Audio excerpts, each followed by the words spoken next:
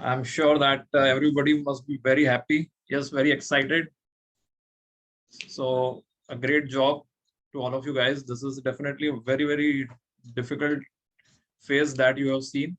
And I wish you many congratulations on becoming chartered accountant.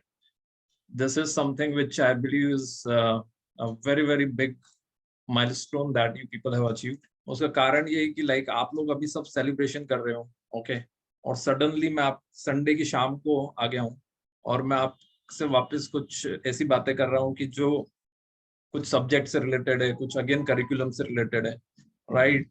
तो मुझे कुछ students कह रहे थे कि सर मुझे बिकॉज हमने मॉर्निंग में भी एक सेशन करा था, तो काफी सारे स्टूडेंट्स मुझे कह रहे थे सर कि हमें मोहब्बतें मूवी की याद आ गई, राइट? मोहब्बतें मूवी में बेसिकली आप लोगों ने देखी होगी, I don't know, it came in 2000। तो उसमें बेसिकली सब एंजॉय कर रहे होते हैं और सडनली बच्चन साहब आ जाते हैं, हम बोलते हैं वापस गुरुकुल चलो, राइट? तो कहीं ना कहीं उनको वैसी फीलिंग आ रही थी और आई मस्ट से कि यस, थोड़ा सा वैसा ही है, राइट? आप लोग एंजॉयमेंट कर रहे हो। आज 13th और कल स्पेशल डे है, काफी लोग कल एंजॉय करेंगे, राइट? 14th सो आप जैसे लोग बोलते थे कि एक बार सीए बन जाएंगे उसके बाद होली हो, दिवाली हो, जो कुछ भी हो, सब उसी दिन सेलिब्रेट करेंगे, वैलेंटाइंस हो, सब उसी दिन सेलिब्रेट करेंगे। तो यस, वो टाइम अभी आ गया है आपका। You should celebrate everything at this moment. So yes, this is a fantastic feeling. और आज उस फीलिंग को कहीं ना कहीं मुझे थोड़ा सा वापस से आपको एक अलग ट्रैक पे लेके जाना पड़ रहा है। That is the requirement, okay. लेकिन वो रिक्वायरमेंट है, और उसकी रिक्वायरमेंट इसलिए है क्योंकि 20 this is 28 days only, right? February is 28 days और 10th ऑफ मार्च से मुंबई कैंपस स्टार्ट होगा, राइट? और आप लोगों ने, जिन लोगों ने अभी थोड़ा सा जॉब में एक्टिवनेस दिखाई होगी, उन्होंने कहीं ना कहीं, हो सकता है आप में से कुछ लोगों को अभी से कॉल्स आना स्टार्ट हो गए, ठीक है? So that's why we have to talk about all this, ठीक है? तो हम इस throughout the session definitely थोड़ा सा एंजॉय भी करेंगे, ठीक है? Will keep it light as we can, ठीक है? और एट द सेम टाइम जो मैसेजेस हैं, वो मैसेजेस आप तक पहुंचना बहुत जरूरी है, right? So will talk about that. All right, so let's start. So basically, let me talk a little bit about myself. Although many of you know me already, I'm also a chartered accountant. I cleared in 2007, and post that I have worked with many companies, and it is definitely chartered accountancy degree which gave me this opportunity to work for so many corporates. So first I did my industrial training with Bank of America in their treasuries department. Then I joined Idea Cellular. That was my first job.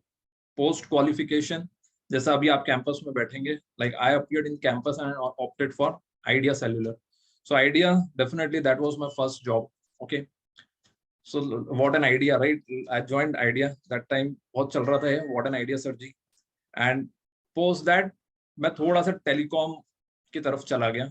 So I joined a company called as Tikona Digital Networks. Tikona Digital was in a startup space also, ठीक है? मैं आपको ये चीजें क्यों बता रहा हूँ, क्योंकि आज जो हम लोगों का डिस्कशन होगा वो उन सब चीजों पर होगा, क्योंकि आपके काफी क्वेश्चंस होते हैं। और fortunately I have seen multiple phases in my life. After CA, before CA I work for a bank, foreign bank. Post qualification I joined large organization, उसके अंदर मैंने फाइनेंशियल प्लानिंग के अंदर काम किया था। उसके बाद I joined Tikona digital. Tikona digital एक स्टार्टअप थी, काफी लोग चाहते हैं स्टार्टअप ज्वाइन करना। उसमें करीब 3-4 साल रहने के बाद आई वेंट टू मलेशिया। सो मैं अब्रॉड चला गया था। सो 2 साल मैंने अब्रॉड काम किया, और उसके बाद आई ज्वाइंड कंपनी अपोलो ग्रुप। आपने सुना होगा अपोलो हॉस्पिटल्स, राइट? उनकी एक सब्सिडरी है, उस सब्सिडरी में I was working as a CFO. So it is a journey which covers lot of different aspects, okay? और आज वो टाइम है जब आप लोग के सामने सवाल आते हैं कि बेसिकली प्रोफाइल और अलग अलग जो सवाल होते हैं आपसे, आपके, तो जितने भी मैं प्रैक्टिकली आंसर कर पाऊंगा, राइट, वो मैं कोशिश करूंगा कि आपके आंसर्स वो मैं प्रैक्टिकली आंसर कर पाऊं। और मेरा पर्पज आज का यही है कि कोई किसी के भी जो क्वेश्चंस हों, ओके, वो अनआंसर्ड ना जाए, इसलिए आप खुल के बात करो, ठीक है। अब तो वैसे भी कोई फिक्र नहीं है, right, you are a chartered accountant, right, तो अब कुछ फर्क नहीं पड़ता है। कोई ये भी नहीं पूछेगा कि कौन से कॉलेज में पढ़ रहे हो, कोई ये भी नहीं पूछेगा कि कितना टाइम हो गया फाइनल करते करते, right, now you are free so you can ask any questions, yes. So आज का बेसिकली पर्पस यही है कि इस एक्सपीरियंस को हम जितना अच्छे से डिस्कस कर सकें। Post like I was CFO for almost 3 years and then I started into trainings. So trainings I have been into almost 5 years, or it was specifically campus trainings, campus preparations की जो trainings हैं उसको करते हुए like this is the, I would say this is the 10th attempt. Okay, 2016 से हमने start किया था, तो 16, 17, 18, 19, 20 and this 21.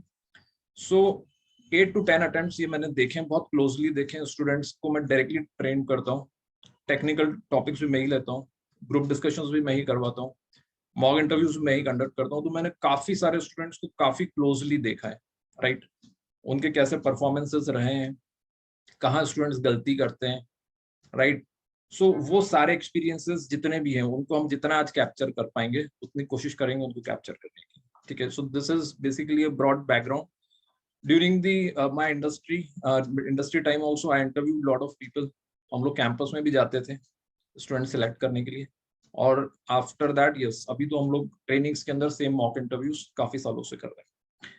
और इस दौरान राइट लाइक कोई भी कंपनीज जितनी भी आप देखते हो कैंपस के अंदर आती है, like top companies, banks, foreign banks, big force, all sort of profiles, सभी प्रोफाइल्स में कहीं ना कहीं हम लोगों के स्टूडेंट्स प्लेस्ड हैं।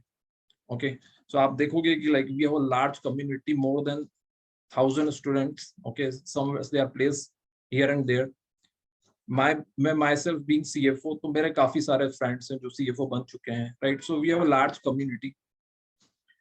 कई बार स्टूडेंट्स मुझे बोलते हैं कि आप ना करते हो लेकिन मार्केटिंग नहीं करते हो, तो मेरा इस आंसर होता है कि बेसिकली देखो हम लोग चार्टर्ड अकाउंटेंट हैं, राइट, सो चार्टर्ड अकाउंटेंट से मार्केटिंग मत करो, right, we can talk technicals, ठीक है। बट ठीक है, अब लोग कह रहे हैं तो like we will also try to spread some word about our organization and what we do. So this is primarily what we are doing, right? Now today's theme basically, okay, ये theme मैंने इसलिए रखी है basically कि आप लोगों को बहुत सारी चीजें बताई, सुनते हो आप, देखते भी हो, बहुत सारा आजकल चलता रहता है। So theme is basically be realistic and optimistic, right. Optimistic तो आप हो, राइट, लेकिन रियलिस्टिक, ओके, वो मुझे आपको कहीं ना कहीं कुछ चीजें बतानी पड़ेंगी, राइट। तो ये मेरे एक्सपीरियंस के बेसिस पर है, ठीक है। और जहां भी मुझे लगेगा कि ये मेरा ओपिनियन है, मैं आपको बोल दूंगा कि आप और भी जगह उस चीज को पूछो और लोगों से भी बात करो, राइट। सो मैं ये नहीं बोलता हूँ कि मैं ही 100% राइट हूँ, ओके, बट जितना मैंने देखा है अभी तक मेरे एक्सपीरियंस के बेसिस पे मैं वो आपके साथ शेयर करूंगा, ठीक है। So we have to be very realistic. बहुत सारे क्वेश्चंस हैं, राइट, ये मैंने जब वेबिनार करा था उसके पहले भी कुछ बातें करी थी, ठीक है, लेकिन आज जो सेशन है वो डिफरेंट है। Although it is what after CA final, results के पहले भी हमने करा था, लेकिन आज पर्सपेक्टिव बदल गया है, राइट। अब हम लोग जो बातें करेंगे वो बहुत ही टू दी पॉइंट रहेगी, बहुत ही प्रैक्टिकल रहेगी। सो आप लोगों को भी कोशिश करना है कि जितने क्वेश्चन हो, ठीक है, वो सब क्वेश्चन फ्रैंकली आप लोग पूछें। सो ये सब जो सवाल है आपके आसपास जो चल रहे हैं और जो आप सोच रहे हो कि basically profile, package, startups, preparations, interviews, technical, इंडेज, जो भी कुछ चल रहा है, राइट, और अगर कुछ नहीं चल रहा है तो आज के सेशन के बाद मुझे लग रहा है कि थोड़ा बहुत चलेगा, ठीक है। और ये एक पक्की बात है कि आज आप इस सेशन में काफी कुछ चीजें लेकर जाओगे, मतलब end of 2 hours I am sure कि आज आपका जो पर्सपेक्टिव है वो काफी चेंज हो जाएगा, काफी सारी नई बातें हम डिस्कस करेंगे, ठीक है। और I believe that you will get lot of things out of this, ठीक है। सो बेसिकली ये तीनों पॉइंट्स हम डिस्कस करेंगे आज, understanding opportunities, self clarity and campus preparations, ठीक है। आज का जो बेसिक कवरेज है हम लोगों का, वो कवरेज क्या रहेगा, पार्ट वन ये रहेगा कि लाइक हम लोग बात करेंगे कि अटेम्प्ट्स, कई लोगों के सवाल होते हैं कि बेसिकली हम लोगों के अटेम्प्ट्स इतने हैं, शॉर्टलिस्टिंग कैसे होगी, ठीक है। और जैसा आज की थीम है बी रियलिस्टिक, ठीक है, तो कुछ चीजें आपको मतलब आई वोंट पुट इन, मेरी जो लैंग्वेज रहेगी वो बिल्कुल शुगर कोटेड नहीं रहेगी, ठीक है, कुछ चीजें स्ट्रेट फॉरवर्ड रहेगी, क्योंकि कोई रिलेटिव जो आपको 1 महीना बाद पता चलती है आपका 1 महीना खराब कर देती है, उसके बाद पता चले, इससे अच्छा है कि मैं आज ही आपको बता दूं, राइट। सो हम लोगों को उसके ऊपर बात करनी रहेगी, कौन सी कंपनीज के ज्यादा चांसेस है शॉर्ट लिस्टिंग करने के, उन कंपनीज के बारे में बात करेंगे, और प्रोफाइल सिलेक्शन के लिए कुछ 1-2 एक्टिविटीज करेंगे, जिससे आपको क्लियर हो जाएगा कि बेसिकली मुझे प्रोफाइल अगर कोई सिलेक्ट करनी है तो किस बेसिस पर सिलेक्ट करनी है। उसके बाद पार्ट 2 जो है हम लोग का आज का, वो रहेगा सिलेक्शन प्रोसेस पर। तो मैं आप लोगों से सवाल पूछूंगा, राइट, तो हम कौन बनेगा करोड़पति खेलेंगे, बिना ऑप्शंस वाला, राइट। जैसे इंटरव्यूज के अंदर क्वेश्चंस आते हैं उस तरह का आज आपसे मैं सवाल पूछूंगा और आपको उसके जवाब देने हैं, ठीक है। और जो सवाल के जवाब देगा, राइट, उनके लिए प्राइज है, कल वैलेंटाइंस डे है, ठीक है, तो उन लोगों को चॉकलेट मिलेगी, राइट। चॉकलेट तो दे नहीं सकता हूँ मैं आपको, तो चॉकलेट के बदले में जो भी प्राइस रह सकता है, राइट, जो हम ऑनलाइन दे सकते हैं, right, that we will give, ठीक है। तो उसके अंदर मैं चाहता हूँ कि आप लोगों का एक्टिव पार्टिसिपेशन रहे, right, that is the whole purpose. So try कि आप उसके अंदर जितना पार्टिसिपेट करोगे उतना आपको भी मजा आएगा। दूसरा, आपको थ्रू आउट द सेशन में पूछता रहूंगा क्वेश्चंस, ठीक है, और जो भी सही मेरे हिसाब से आप लोगों को पार्टिसिपेट करना चाहिए, क्योंकि this a platform where you should try कि लाइक क्या क्वेश्चंस आते हैं, क्या कंपनीज पूछती हैं, और हम लोग कितने प्रिपेयर्ड हैं, ठीक है। So let's make it make full out of it, right? So I'll keep on asking questions and you have to give answers throughout the sessions, okay? It will be technical questions जो already companies पूछ चुकी हैं, ठीक है, तो वही questions हम आज सेशंस में भी लेंगे, ठीक है। दूसरी एक बात आर्टिकलशिप से रिलेटेड करेंगे, लाइक आर्टिकलशिप सब लोगों की अलग अलग होती है, थोड़ा सा उसके बारे में उससे रिलेटेड कुछ कंफ्यूजन होते हैं कि लाइक आर्टिकलशिप अलग फील्ड में करी है, जॉब अलग फील्ड का है, कैसे उसको हैंडल करना है। उसके बाद हम लोग resume, little bit will talk about resume, will send you the format about of the resume, ठीक है। तो ये बेसिकली आज का हम लोगों का पूरा थीम रहेगा। तो part 1 is more about profile selection, okay, and part 2 is more about क्या कैंपस के अंदर पूछा जाता है आप लोगों से, ठीक है। सो let's start with basic points. देखो कैंपस के अंदर आपको पता है अभी like somewhere around 12,000, right, 12,000 chartered accountants बने हैं, और वो 12,000 चार्टर्ड अकाउंटेंट में से आप देखेंगे तो around 7 to 8,000 will appear in campus. ये एक जनरल ट्रेंड रहा है, और अभी तक हम पास्ट की बात करेंगे, उसके बेसिस पे हम बता सकते हैं कि आगे किस टाइप से रह सकता है। तो पास्ट यही बोलता है, और उसमें से अराउंड 30% 40% अभी तक सिलेक्शन चल रहा था, अब वो धीरे धीरे करके बढ़ता जा रहा है, ठीक है। ये बहुत अच्छी बात है कि कैंपस के अंदर आप देखोगे सिलेक्शन रेशियो बढ़ता जा रहा है, which is a very good news, ठीक है। दूसरी बात यह है कि अगर हम बात करते हैं पैकेजेस की, यस, पैकेजेस भी आप देखते जा रहे हो कि धीरे धीरे बढ़ते जा रहे हैं, which is also fantastic news. दोनों ही न्यूज आपके लिए बड़ी अच्छी है कि नंबर ऑफ स्टूडेंट्स भी ज्यादा सिलेक्ट हो रहे हैं, और जो ट्रेंड ऑफ पैकेज है वो भी काफी तेजी से बढ़ता जा रहा है, ठीक है। तो बढ़िया बात है, आप सही टाइम पे चार्टर्ड अकाउंटेंट बने हो। दूसरी अच्छी बात यह है कि कहीं ना कहीं अभी तक जो रेश आप देख रहे थे कि लाइक कोविड का जो इम्पैक्ट था, मैंने जैसे देखा था नवंबर 19, नवंबर 20 ये अटेम्प्ट्स में कहीं ना कहीं उसका इम्पैक्ट आया था, ओके, स्टूडेंट्स के सिलेक्शंस इतने इम्पैक्ट हो रहे थे। अभी लेकिन लास्ट अटेम्प्ट देखा था लाइक फैंटास्टिक, बहुत डिमांड है, ठीक है। तो आप लोग ये मान के चलो, जैसे मेरे काफी फ्रेंड्स इंडस्ट्री में बताते रहते हैं, डिमांड बहुत है, ठीक है। तो कोई भी अगर आप किसी को भी ये डर है कि हमारा सिलेक्शन होगा या नहीं होगा, 100% होगा आपका सिलेक्शन, 100%, राइट। बहुत डिमांड है इंडस्ट्री के अंदर। सो ये ट्रेंड डेफिनेटली इंक्रीजिंग ट्रेंड है, ओके। एवरेज आप देख रहे हो 9 lakhs, highest definitely somewhere around 23-24 lakhs जाता है, डोमेस्टिक और इंटरनेशनल थोड़ा और हाई जाता है। So good, I think 9-10 lakhs, it's a good one, ठीक है। अब देखो अब हम थोड़ा सा धीरे धीरे करके उस तरफ पहुंचते हैं कि हमको मिल क्या रहा है, अपॉर्चुनिटीज अवेलेबल क्या है इंडस्ट्री के अंदर। तो मैं उस डिटेल में नहीं जा रहा हूँ कि हर प्रोफाइल का मतलब क्या है, बहुत बेसिक लेवल पे मैं टच करूंगा, क्योंकि ये चीजें हैं आपको काफी कुछ पता है। स्टैट्यूटरी ऑडिट क्या है आपको पता है, इंटरनल ऑडिट क्या है आपको पता है, तो मैं उन चीजों को रिपीट करके आपको फिर से बोर नहीं करने वाला हूँ। जो चीजें आपको पता है वो पता है, राइट? कॉर्पोरेट क्या होता है, इंडस्ट्री क्या होती है, ये सब चीजें आपको पता है। अब हम सीधे ये बात करेंगे कि उसमें आपको ऑप्ट करना है नहीं ऑप्ट करना है, right? Straight away will come to that point. Investment banking industry, banks, firms और industry, IT industry, in 5 category में अगर हम उसको डिवाइड कर देते हैं, ठीक है? तो अब इनमें से किसके अंदर क्या अपॉर्चुनिटीज रहती हैं, क्या मतलब होता है, ये मोटा मोटा मेरे हिसाब से अब सबको ब्रॉडली क्लियर है। जो चीजें क्लियर नहीं है वो मैं थोड़ा सा और आपको क्लियर कर दूंगा। जैसे कि इन्वेस्टमेंट बैंकिंग, ठीक है? इन्वेस्टमेंट बैंकिंग के ऊपर काफी बात होती है, लेकिन सवाल ये है कि क्या उसके जॉब्स अवेलेबल हैं? उसके जॉब्स अवेलेबल हैं तो यस डेफिनेटली इसके ऊपर बहुत लंबा डिस्कशन कर सकते हैं, ठीक है? इसकी इसकी लिमिटेड अपॉर्चुनिटीज है, ठीक है? और ये हमको एक्सेप्ट करना पड़ेगा। जैसे मैंने आज आपको बोला कि बी रियलिस्टिक, ठीक है? We have to be realistic. आप पिछले कितने ही सालों का कैंपस के अंदर जो कंपनीज ने पार्टिसिपेट किया उसका ट्रेंड देखिए, और उसमें देखिए कितनी इन्वेस्टमेंट बैंकिंग के अंदर आई, ठीक है? सो क्योंकि उसमें कंपटीशन है, एमबीए फाइनेंस और सीएफएस, उनके साथ कंपटीशन रहती है ठीक है? तो हमको इसके अंदर रियलिस्टिक रहना पड़ेगा, ओके? और जब मैं बोल रहा हूँ रियलिस्टिक रहना पड़ेगा, इसका मतलब ये है कि आपको 2 प्लान दिमाग में रखने हैं। पहला प्लान वो कि जो आपको चाहिए, और दूसरा प्लान बी जो ज्यादा करके अवेलेबल है इंडस्ट्री के अंदर।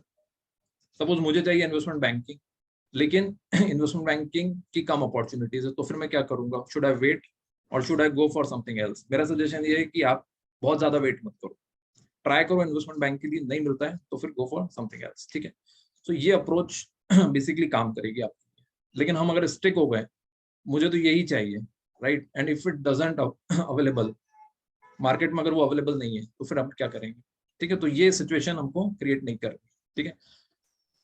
सो इन्वेस्टमेंट बैंकिंग ब्रॉडली आपको पता है, M&A, valuations, due diligence, private equity, debt syndication. इसका जो मोटा मोटा मतलब है वो बेसिकली ये है कि आपको पैसों में डील करना है, ठीक है? आपके पास पैसा है, उसको कहीं इन्वेस्ट करना है, ओके? या किसी और का पैसा है, उसको इन्वेस्ट करवाना है, ठीक है? नाउ इसके बारे में बहुत ज्यादा मैं डिटेल में नहीं बात कर रहा हूँ। रीजन आपको मैंने बताया है, क्योंकि मैं तो ऑलरेडी इस प्रोफाइल में काम कर चुका हूँ, ओके? तो मैंने आपको बताया मैं मलेशिया में था, तो हम लोग बेसिकली मर्जर्स एंड एक्विजिशन ही देखते थे। तो I can talk in detail almost half an hour about that, but again like it should make sense to you. आज आप लोगों का पर्पस सर्व होना चाहिए, ठीक है? तो इट इज मोर, तो ब्रॉडली मैं जो आपकी अंडरस्टैंडिंग मर्जर्स एंड एक्विजिशन को लेकर या वैल्यूएशंस को लेकर, ठीक है? सो वो अंडरस्टैंडिंग, इसमें से कोई भी टर्मिनोलॉजी अगर आपको क्लियर नहीं है तो आप खुद ही मुझसे पूछ लो कि बेसिकली ये मुझे क्लियर नहीं है, ठीक है? और जैसा मैंने आपको बताया कि हमको इसको इंटरैक्टिव रखना है, ठीक है? सो इंटरैक्टिव में आपका जहां भी कुछ भी सवाल है, so don't consider me as a faculty और something like that, consider me as your friend, ठीक है? तो पूछो जो भी आप लोगों को बेसिक से बेसिक डाउट आता है इससे रिलेटेड, यस। तो हमको इसको इंटरैक्टिव रखना है, मैं इसको वन वे नहीं बनाना चाहता हूँ। जितना हम लोग बात करेंगे उतना मजा आएगा आपको, ठीक है? So this is basically investment banking. Second is about corporates. Sir I have one query. हाँ जी, बोलिए। सर इन्वेस्टमेंट बैंकिंग के लिए सीएफए करना मैंडेटरी है क्या? मैंडेटरी नहीं है, एमबीए फाइनेंस भी कर सकते हैं, सीए भी कर सकते हो। आप सीए आप कर चुके हो ऑलरेडी, लेकिन अपॉर्चुनिटीज, आज हमको ये बात समझनी है कि अपॉर्चुनिटीज कहाँ पर ज्यादा है। जैसे सपोज 100 कंपनीज आ रही है, ओके? आपने सपोज आज अपना रिज्यूम बना लिया है, उसको अपलोड करा, तो उसमें से सबसे ज्यादा अपॉर्चुनिटी आपको किस फील्ड से आने वाली है, उसको हमको समझना है, ताकि हम उसके ऊपर ज्यादा मेहनत करें। आप 10 इंटरव्यू दोगे, 10 में से 8 इंटरव्यूज कौन से देने वाले हो, हम उसकी बात करें, ताकि आप उसके ऊपर ज्यादा मेहनत करो। और जो बाकी के अगर 2 इंटरव्यूज हैं, ओके, 2 या 1 इंटरव्यूज, उसके ऊपर हम कंपेरेटिवली कम मेहनत करें। मेरा पर्पस ये है आज आपसे बात करने का कि ठीक है, जो हम लोग फॉर्मूला अप्लाई करते हैं 80-20 का, कि जो सबसे ज्यादा एग्जाम्स में इंपॉर्टेंट है, तो पहले उसके ऊपर फोकस करें, और उसके बाद जो लेसर इंपॉर्टेंट है हम उसके ऊपर फोकस करें, ठीक है? सो ये बेसिकली पर्पस है। बट आप देखोगे आईबीएम करते हैं सीए काम, पर हमको देखना है कि उसमें कितना परसेंट कंपनीज आ रही है इन्वेस्टमेंट बैंकिंग से रिलेटेड कैंपस के अंदर, और कितने परसेंट लोग सिलेक्ट हो रहे हैं उसके अंदर, कितनी डिमांड है उसके अंदर। तो कम है कंपेरेटिवली अगर हम बात करें। हाँ बोलिए। Yes, Redmi 8A। सर हाँ बोलिए। So debt syndication means? Debt syndication मतलब लोन फंड रेजिंग। जैसे कि आप देखते हो कि आपके ऑफिस में या सीएस के ऑफिस में होता है ना, फाइनेंस का एक वर्टिकल होता है, तो बेसिकली लोन अरेंज जो करते हैं, लोन अरेंजर्स, सो वो हो जाता है Yes. Basically debt syndication. Okay, sir.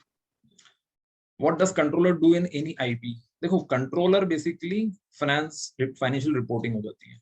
Controller जो हम बोलते हैं, जैसे कि आपने सुना होगा कि Goldman is coming for hiring chartered accountants. Goldman is an investment bank.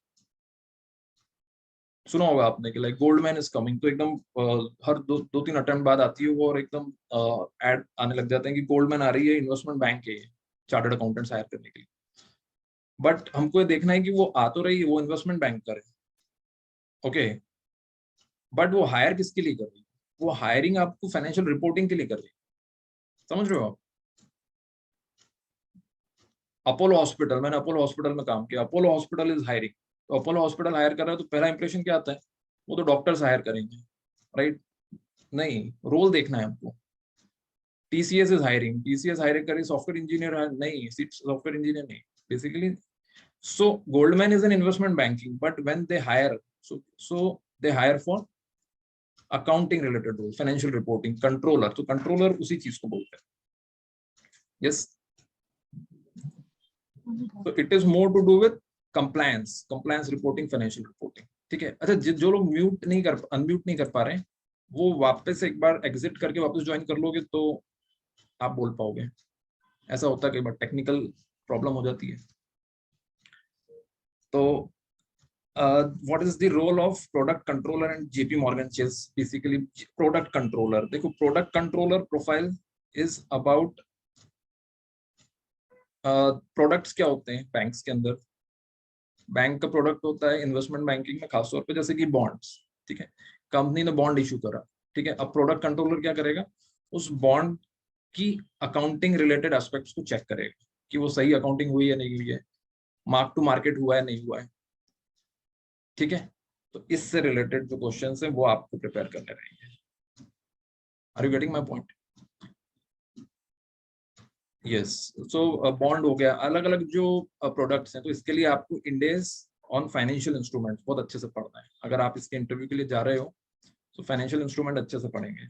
Okay, so bond valuation कैसे होता है, बॉन्ड का वैल्यूएशन, ठीक है, YTM क्या होता है, ओके, ये सब चीजें हमको अच्छे से दिख कर जाएंगी। ओके, सो हम लोग बात कर रहे थे कि इन्वेस्टमेंट बैंकिंग के रोल्स, सो ये हमको, ये रियलिटी है, ठीक है। तो मैं आपको कुछ अच्छी न्यूज भी देता जाऊंगा, कुछ बैड न्यूज भी देता जाऊंगा, but it is all reality, ठीक है। ओके, सो दूसरी एक बात जो है इन्वेस्टमेंट बैंकिंग से रिलेटेड, वो ये है कि देखो, फॉरेन बैंक्स एक कैटेगरी होगी पूरी फॉरेन बैंक्स की, ठीक है, Standard Chartered, JP Morgan, Citibank, bank of America, right.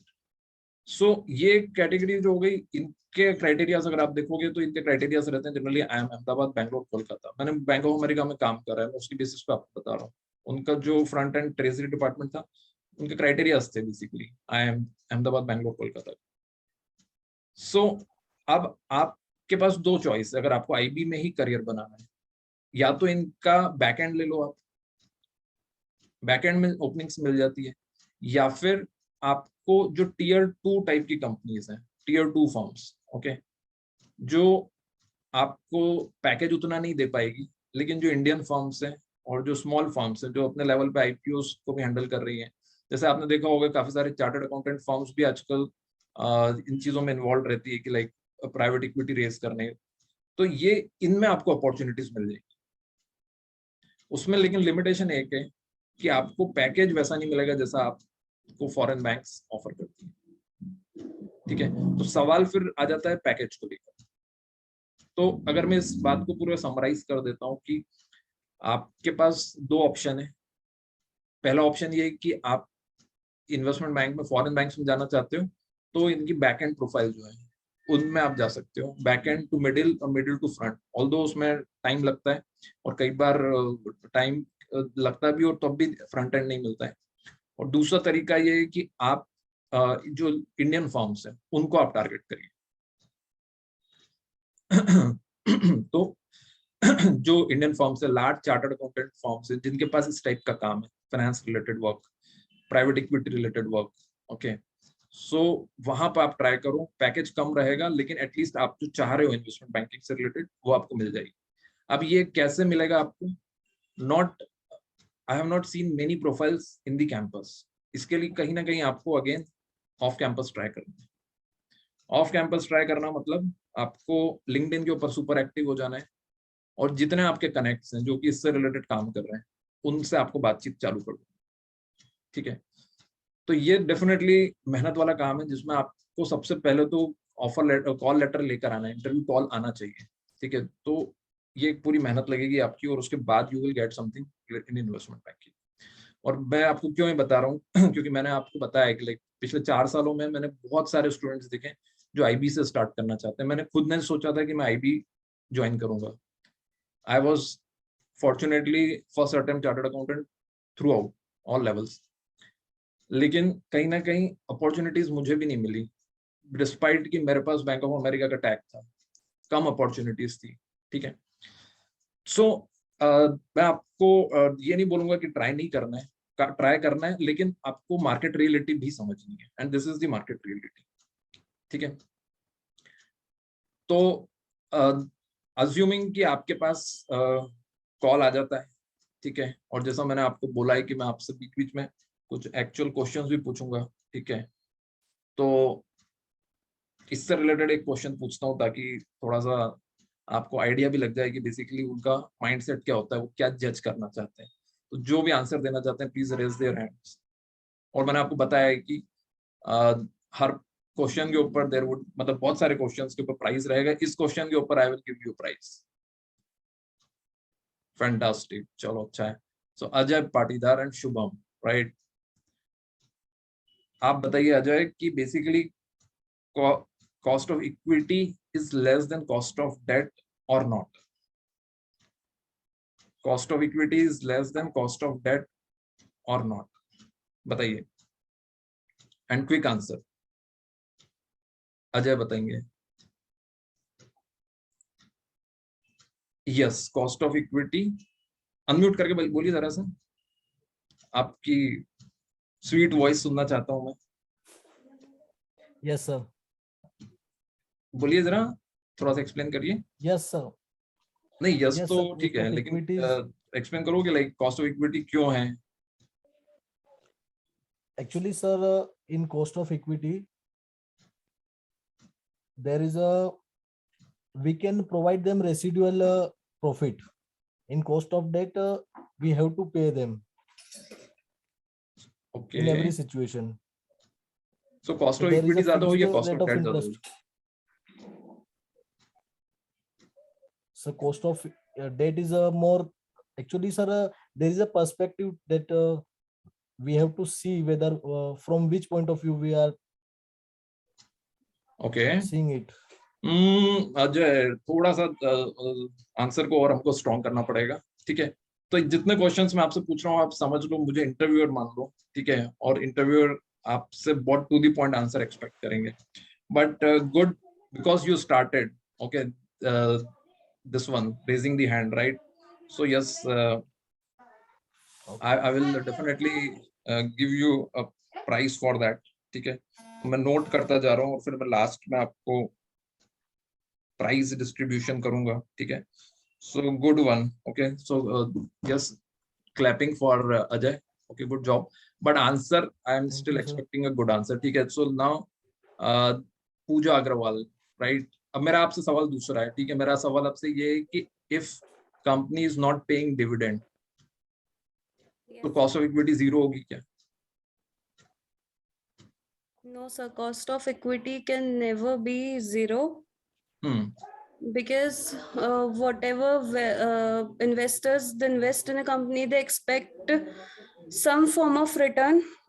Returns can be in form of dividends or returns can be in form of growth. If company is not paying them dividend, definitely they expect growth in their investments. So when Fantastic. Fantastic, right? So this is the answer which I wanted to hear. Okay, so देखो, CA final और campus में ये अंतर है, right. इन्होंने जो answer दिया एकदम टू द पॉइंट है। पहली बात उन्होंने बिल्कुल क्लियर बोल दिया कि no, the cost of equity will not be zero, और उसके बाद रीजंस दिए, राइट? यही हमको फॉलो करना है। और ग्रेट जॉब पूजा, आपके लिए भी आगे गिफ्ट रहेगा लास्ट में, सेशन के आखिरी में लेंगे। So I am just noting it down. Thank you, Okay, sir. good job. So I'll keep on asking you questions, right? Like this. So please be participative. All right. So investment banking आपसे इस तरह के सवाल पूछेगा जो आपने financial management में पढ़ा था, ठीक है, उसको आपको रिवाइज करना चाहिए। और खास तौर पे वैल्यूएशंस, जिनको भी अगर जाना है वैल्यूएशन कैसे होता है, स्टार्टअप्स का वैल्यूएशन कैसे होता है, little bit you have to read about the startups also, कि इनका पेटीएम का स्टार्टअप क्यों फेल हो गया, नायका का आईपीओ क्यों सक्सेस हो गया। ओके, ये जो एक तरह का इतना स्टार्टअप्स आ रहे हैं, इनका क्या मतलब है, तो इससे रिलेटेड आपको थोड़ा सा ज्यादा पढ़ के जाना है, ठीक है। तो ये कॉस्ट ऑफ डेट क्या है, कॉस्ट ऑफ इक्विटी, मतलब financial management. Are you getting my point? It is more to do with financial management, ठीक है। I have got call from Goldman. What should I prepare next 2 days for IB?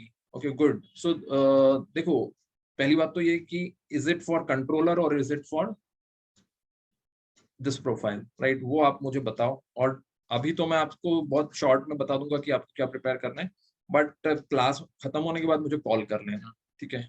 सो आप call कर लोगे तो मैं आपको और अच्छा डिटेल में बता सकता हूँ। Not controller, okay, pure IB है, यस। सो एक बार मुझे कॉल कर लेना आप, आई विल टेल यू कि like how you have to go about it. So ये मेरा नंबर है, मैंने सभी के लिए लिख दिया है, यस। नोट कर लीजिए, जिसको भी जो भी डाउट आता है you can straight away give me a call. So जैसा कि मैंने आपको बताया कि वैल्यूएशंस, तो पराग आप भी वैल्यूएशंस अच्छे से पढ़ लेना सबसे पहले, कि वैल्यूएशन के तरीके क्या क्या है, कौन कौन सी मेथोडोलॉजी है।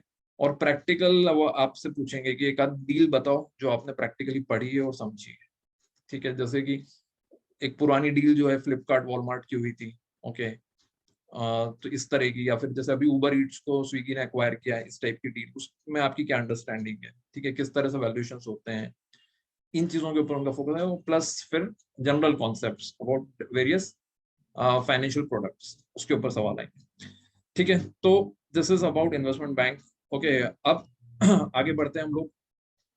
आई बिलीव अगर और किसी का कोई क्वेश्चन नहीं हो तो यस,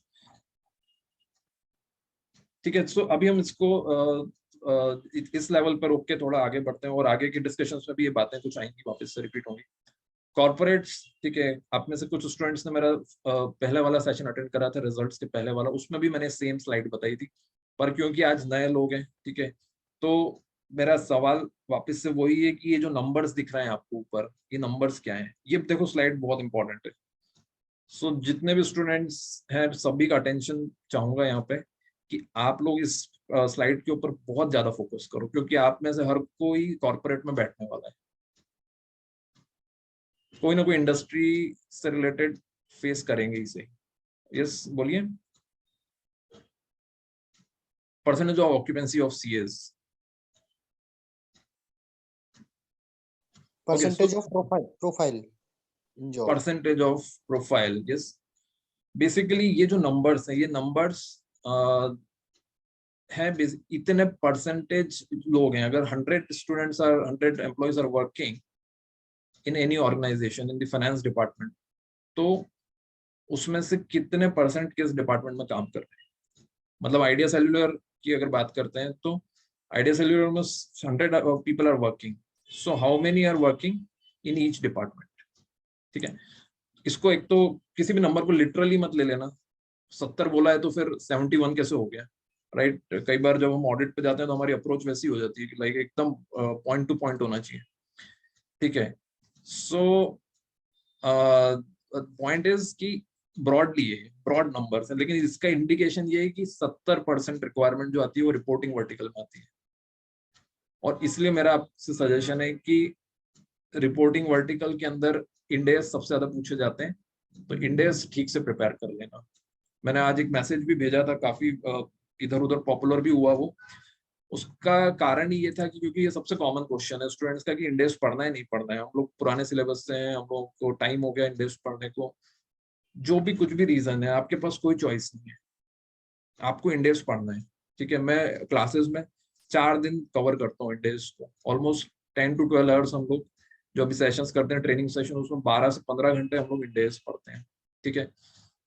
तो ना तो मुझे पढ़ा, मतलब मुझे तो आता है मजा पढ़ाने में, लेकिन स्टूडेंट्स को कोई इतना खास वो नहीं लगता है क्योंकि अभी पढ़ के आए हैं, लेकिन पढ़ना पड़ेगा, ठीक है, चॉइस नहीं है। इसलिए मैं आपको ये स्लाइड खासतौर पे बता रहा हूँ कि आप लोग Vedanta, ITC, Reliance industries, L&T, Wipro, Infosys, जो कंपनी से कॉमनली पार्टिसिपेट करती है, एक्सेंचर, आप देखोगे उसमें कि बेसिकली ये फाइनेंशियल रिपोर्टिंग का जो वर्टिकल है, इसमें हायरिंग्स हो रही है, मैक्सिमम हायरिंग्स हो रही है। तो यहाँ पे पूछ रहे हैं क्वेश्चन वो इंडेस, और हमको ये तैयार करके जाना पड़ेगा, ठीक है। तो इसका एक मेन स्लाइड का ये कारण है। दूसरा एक और इसका पर्पस ये स्लाइड का कि जो हमारी सुनते हैं प्रोफाइल की, या ट्रेजरी में जाना है या हमको टैक्सेशन में जाना है, तो वहां पे लिमिटेड ओपनिंग्स क्यों होती हैं? क्योंकि डिपार्टमेंट ही छोटा होता है, देख रहे हो आप, छोटा डिपार्टमेंट है, इसलिए वहां लिमिटेड ओपनिंग्स होती है।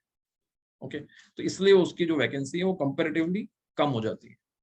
ट्रेजरी जैसे बहुत लोगों को पसंद आता है कि लाइक मुझे ट्रेजरी में जाना है, तो क्यों उसमें ओपनिंग्स कम है? क्योंकि उसमें का डिपार्टमेंट ही छोटा होता है, 3-4 लोग काम करते हैं, ठीक है। तो ये इसका पर्टिकुलर पर्पज है।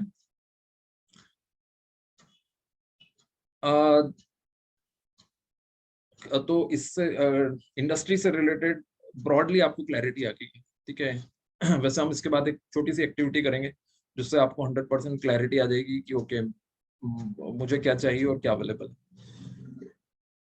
ओके, सो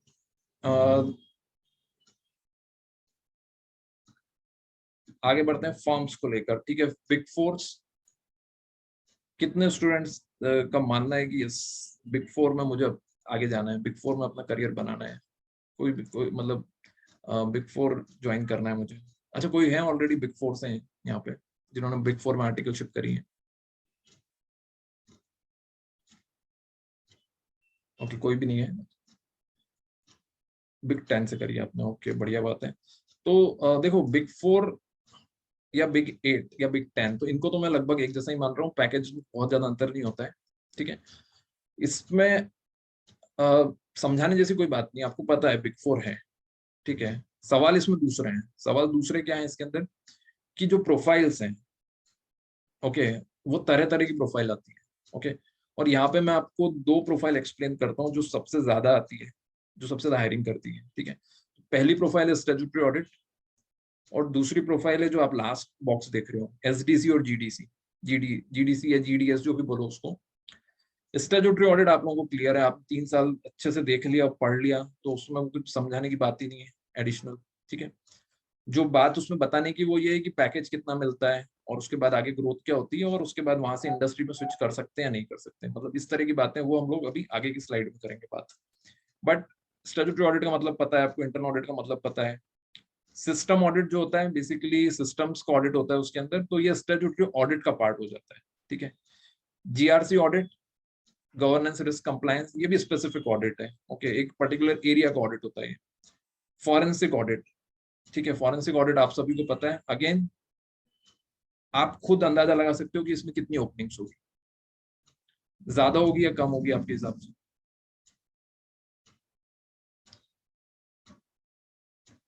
लो होगी, yes you are right, less, rare, low, definitely. क्यों?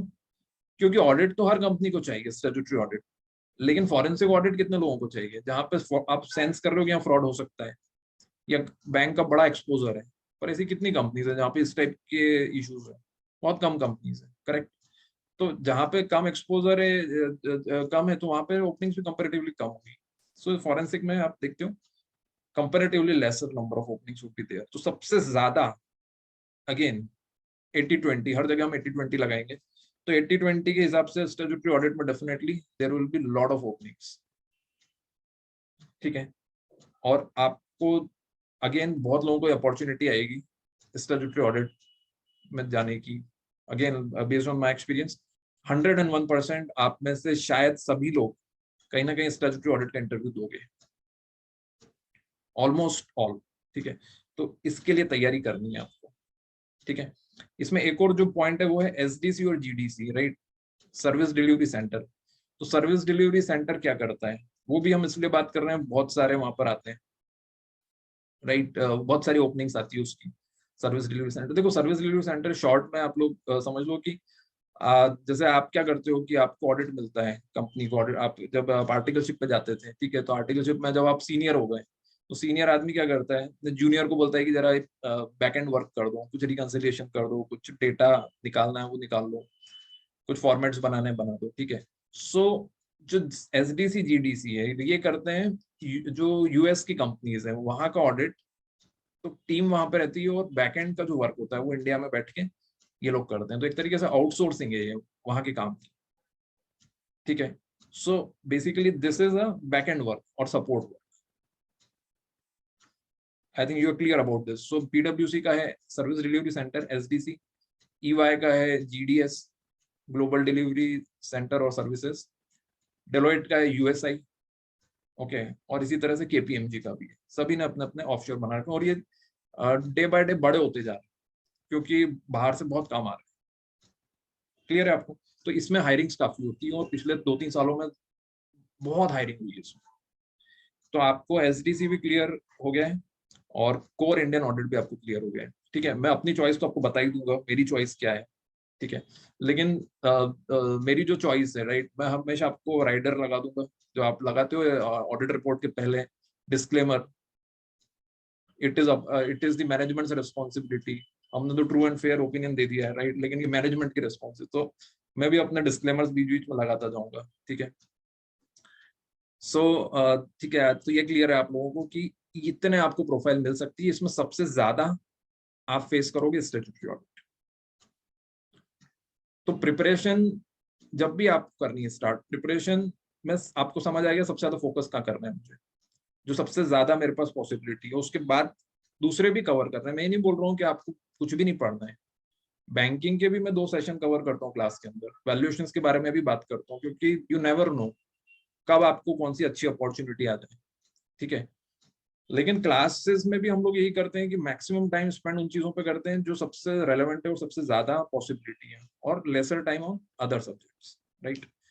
तो ये तो बात है, लाइक आप इन्वेस्टमेंट बैंकिंग की बात करो या मैनेजमेंट कंसल्टिंग की बात करो, आपके इंटरव्यूज की तैयारी की जिम्मेदारी तो हम लोग लेते ही है, कैसा भी आपके पास कॉल आए, right. So we take care of everything, but the purpose is that you should know कि व्हाट इज मैक्सिमम अवेलेबल, और मेरा फोकस किन चीजों पे, किन सब्जेक्ट्स के ऊपर ज्यादा होना चाहिए, ठीक है। सो पीपल से दैट, कुछ क्वेश्चंस ले लेते हैं। People say that we can not switch to big four after working in industry, but why sir, what is the reason behind this? देखो, जनरली क्या होता है कि इंडस्ट्री में आने के बाद लोग जनरली सीएफओ की पोजीशन टारगेट करने लग जाते हैं, तो उनको फिर वापस से वो ऑडिट में जाने का जनरली थॉट प्रोसेस नहीं होता है। और दूसरा, इस फॉर्म जो होती है ना वो बहुत स्पेशलाइज्ड होती है, मतलब, और इंडस्ट्री थोड़ी जनरलाइज्ड होती है, तो जनरल काम करने के बाद स्पेशलाइज्ड में जाना थोड़ा मुश्किल हो जाता है। लेकिन स्पेशलाइज्ड काम किया है आपने, अगर आपने बिग फोर में काम किया स्टैट्यूटरी ऑडिट में, तो आप इंडस्ट्री में आ सकते हो। जनरली ये चीज होती है, ओके। और इससे रिलेटेड हम और बात करेंगे अभी आगे के पॉइंट्स के अंदर। एक स्लाइड है वो बहुत इंपॉर्टेंट है, जिसके अंदर ये सारे जो हमारे डाउट्स हैं वो क्लियर हो जाएंगे, ठीक है। आउटसोर्सिंग सर, ये ठीक है सर, फॉर और forensic audit do we need to study further और being CA sufficient? Completely sufficient. Forensic audit के लिए जितना आपने पढ़ा है मोर देन सफिशिएंट है, ठीक है, इससे बियॉन्ड और कुछ पढ़ने की जरूरत नहीं है। एक बार मैंने देखा था उसके इंटरव्यूज में पूछे थे सवाल, राइट। सो सवाल वो क्या थे, बेसिकली सवाल higher level of internal audit समझ लो, इंटरनल ऑडिट टाइप की क्वेश्चन थे, थोड़े से नेक्स्ट लेवल के क्वेश्चन थे, फ्रॉड फाइंडिंग से रिलेटेड। बाकी ऐसा कुछ अलग नहीं पूछा था उन्होंने। सत्यम का केस पूछ लिया था उनसे, पीएनबी का केस हुआ था, पीएनबी का केस पूछ लिया था। तो आप भी अगर फॉरेंसिक ऑडिट के इंटरव्यू में जा रहे हो तो ऐसे 1-2 रियल फ्रॉड के केसेस अच्छे से समझ लो, क्या हुआ था, क्यों हुआ था, क्या प्रोसेस गैप थी, और अगर आप होते तो आप उसको कैसे करेक्ट करते, ठीक है। तो दैट फॉरेंसिक ऑडिट के इंटरव्यूज इसी लाइंस के ऊपर होते हैं। बाकी बहुत ऐसे हाई टेक्निकल टॉपिक्स पॉइंट्स नहीं कवर करते हैं उसके अंदर। मेरी अपनी चॉइस मैं आपको बताऊंगा, राइट, मतलब अपना व्यू तो मैं आपको बताऊंगा, your choice among options. So sorry Parag, did I miss your question? आपका क्वेश्चन मैंने मिस तो नहीं कर दिया?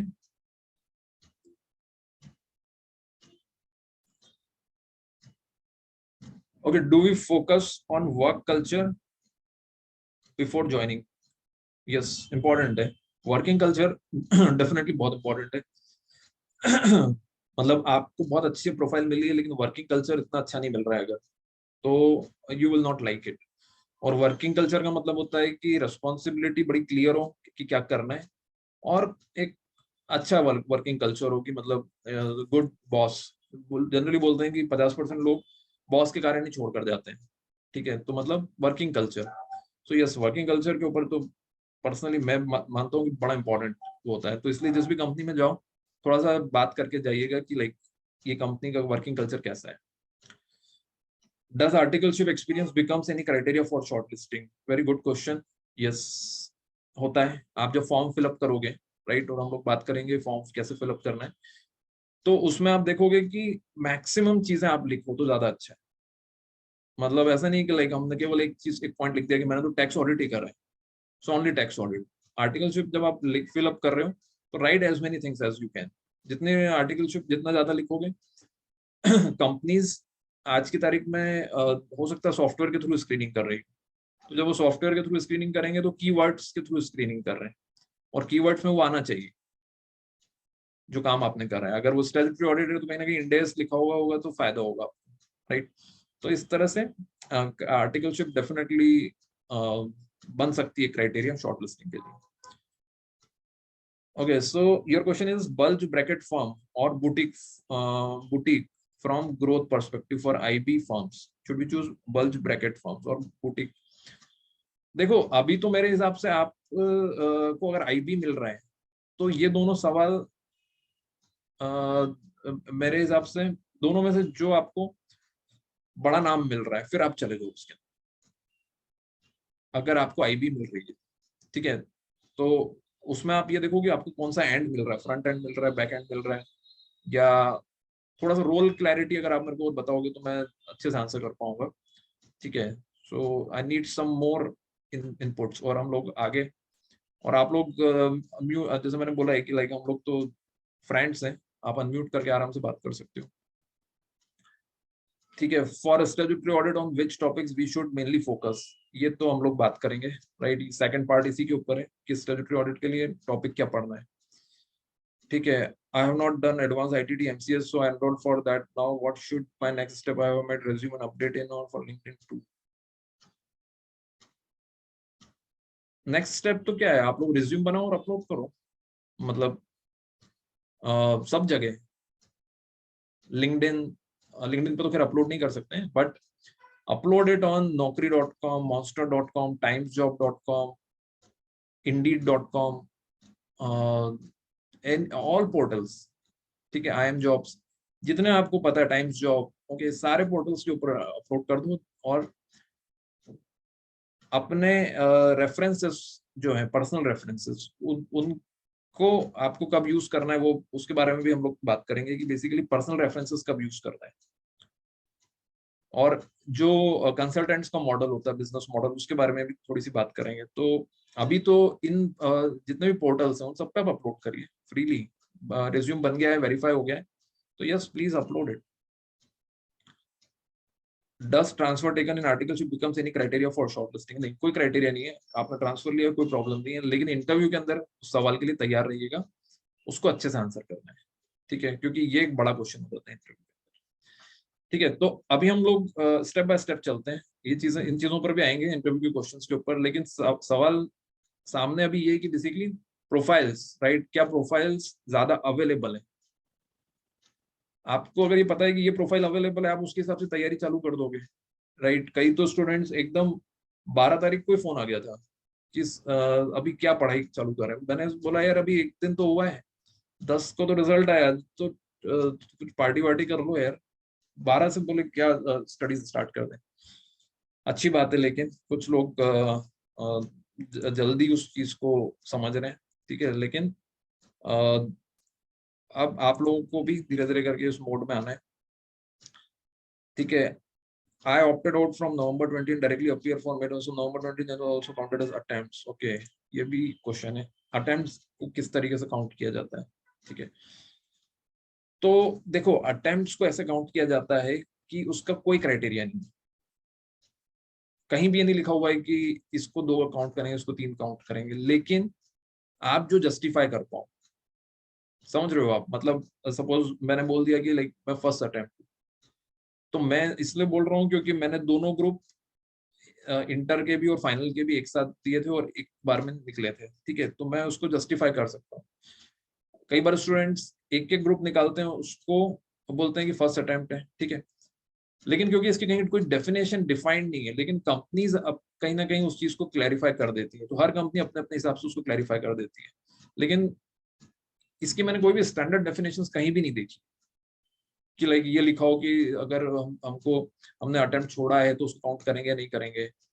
ओके, तो इस टाइप, तो इसलिए क्या होता है, कहीं ना कहीं एक सब्जेक्टिवनेस आ जाती है, उसके अंदर सब्जेक्टिविटी आ जाती है, तो ये आपके ऊपर है, आप उसको क्या बोलते हो, लेकिन जस्टिफाई कर सको, बस इसका ध्यान रखना आप कि मतलब आपको कल को कोई ये ना बोल दे कि यार आपको तो 3 अटेम्प्ट लगे और आपने लिखा 2 अटेम्प्ट है।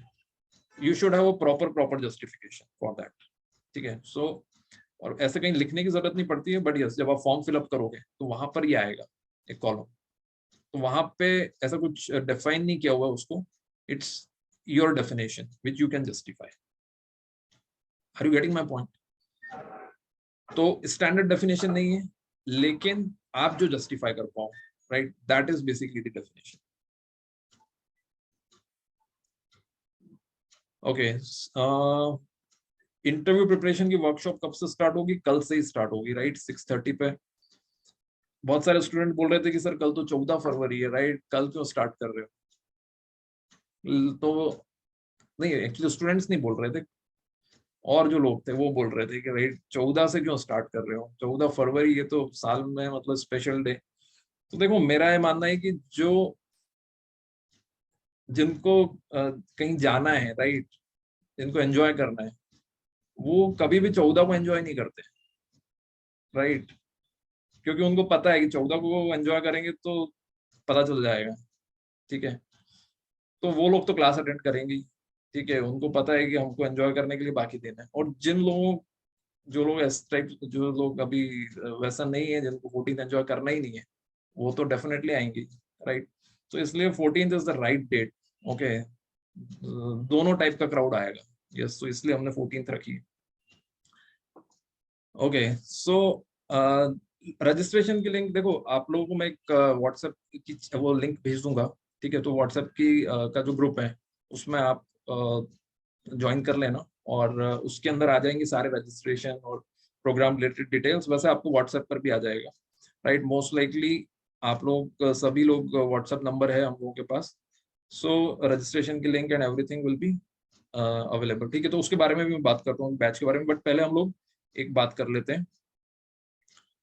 और देखो, दूसरी बात ये कि कोई भी अगर बैच आप लोगों की मिस भी होती है तो सबकी रिकॉर्डिंग्स हैं, आपको रिकॉर्डिंग प्रोवाइड हो जाएगी। 1-2 दिन की आपकी मिस भी होती है तो वो प्रोवाइड हो जाएगी। कल से हम लोगों की मॉर्निंग में फिजिकल और शाम को ऑनलाइन चालू होगी, तो आप मॉर्निंग भी कर सकते हो, इवनिंग भी कर सकते हो, और उसके बाद कुछ बीच में आपका गैप हो जाता है तो रिकॉर्डिंग भी अवेलेबल हो जाती है, ठीक है। सो सब तरह की फ्लेक्सिबिलिटी है। सो और सबसे बड़ी बात जो है वो ये है कि मैं चाहता हूं कि आपको आखिरी तक, कैंपस तक आपकी क्लास चलती रहे, ठीक है। सो इसको हमने इसी तरह से स्ट्रक्चर किया है कि फर्स्ट वीक ऑफ मार्च तक कंटिन्यूशन बना रहे, हम लोग रोज डिस्कशन हो, रोज आप पार्टिसिपेट करो, ओके। तो आखिरी तक हम लोग कंटिन्यूशन टच में रहे, क्योंकि कई बार ऐसा देखा है मैंने कि फाइनल में भी स्टूडेंट्स बोलते थे कि सर क्लास हो गई, अब क्या करें, गैप आ गया बीच में। ऐसा यहाँ पे भी नहीं होना चाहिए, मैं नहीं चाहता हूँ कि कोई भी गैप आए बीच में, ठीक है। तो इसलिए from tomorrow onwards up till your placements, ठीक है। सो आइडियली तो ये 4 वीक्स की वर्कशॉप रहेगी, लेकिन हम लोग उसके बाद भी, जैसे किसी के कैंपस उसके बाद भी आते हैं, किसी की कंपनी उसके बाद भी आती है, तो it will regularly be regular at 6:30, रोज ये 6:30 बजे बैच रहेगी आपकी, ऑलमोस्ट आपके कैंपस तक, ठीक है। ओके, सो देखो, कल की बैच के अलावा फिर जैसा कि 2-3 दिन बाद भी अगर आप कभी ज्वाइन करोगे तो 1-2 दिन की आपके पास रिकॉर्डिंग अवेलेबल हो जाएगी, राइट। तो और हर टॉपिक अपने आप में नया होता है, तो ऐसा नहीं है कि आज का टॉपिक कल से कुछ कनेक्टेड है। आपको पता ही है कि every topic is almost independent. एक दिन हम इंडेक्स 115 पढ़ेंगे, अगले दिन इंडेक्स 116 पढ़ेंगे, अगले दिन इंडेक्स 16 पढ़ेंगे, अगले दिन बैंकिंग पढ़ेंगे, सब इंडिपेंडेंट टॉपिक्स हैं, ठीक है। तो आपको ऐसा नहीं लगेगा कि एक भी कुछ मिस हुआ तो वो आपके लिए प्रॉब्लम हुआ है। मॉर्निंग टाइम बेसिकली 8 o'clock है, सुबह 8 बजे, ठीक है। सुबह 8 से 10 वो फिजिकल रहती है, ठीक है। ओके, सो अभी हम लोग वापस प्रोफाइल्स पर आ जाते हैं। इसके बारे में तो हम बीच में बात करेंगे। Opportunity in the field of law, law में भी खूब अपॉर्चुनिटीज हैं। अगर आपने कुछ एडिशनल करा है, सीएस करा है क्या, या फिर अभी आप एज ए सीए आप बोल रहे हो? और अनम्यूट कर लोगे तो और अच्छा रहेगा, राइट, ताकि डाउट्स आपके बहुत अच्छे से क्लियर हो पाएंगे।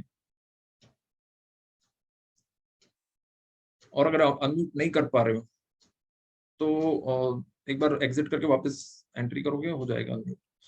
फिजिकल क्लास की लोकेशन बेसिकली देखो, जो हम अभी मैं इंदौर में हूँ, राइट, सो इंदौर जो फिजिकल क्लास की लोकेशन है वो इंदौर, ठीक है। हेलो। और उसका जो एड्रेस है वो भी आपके पास आ जाएगा व्हाट्सएप पे।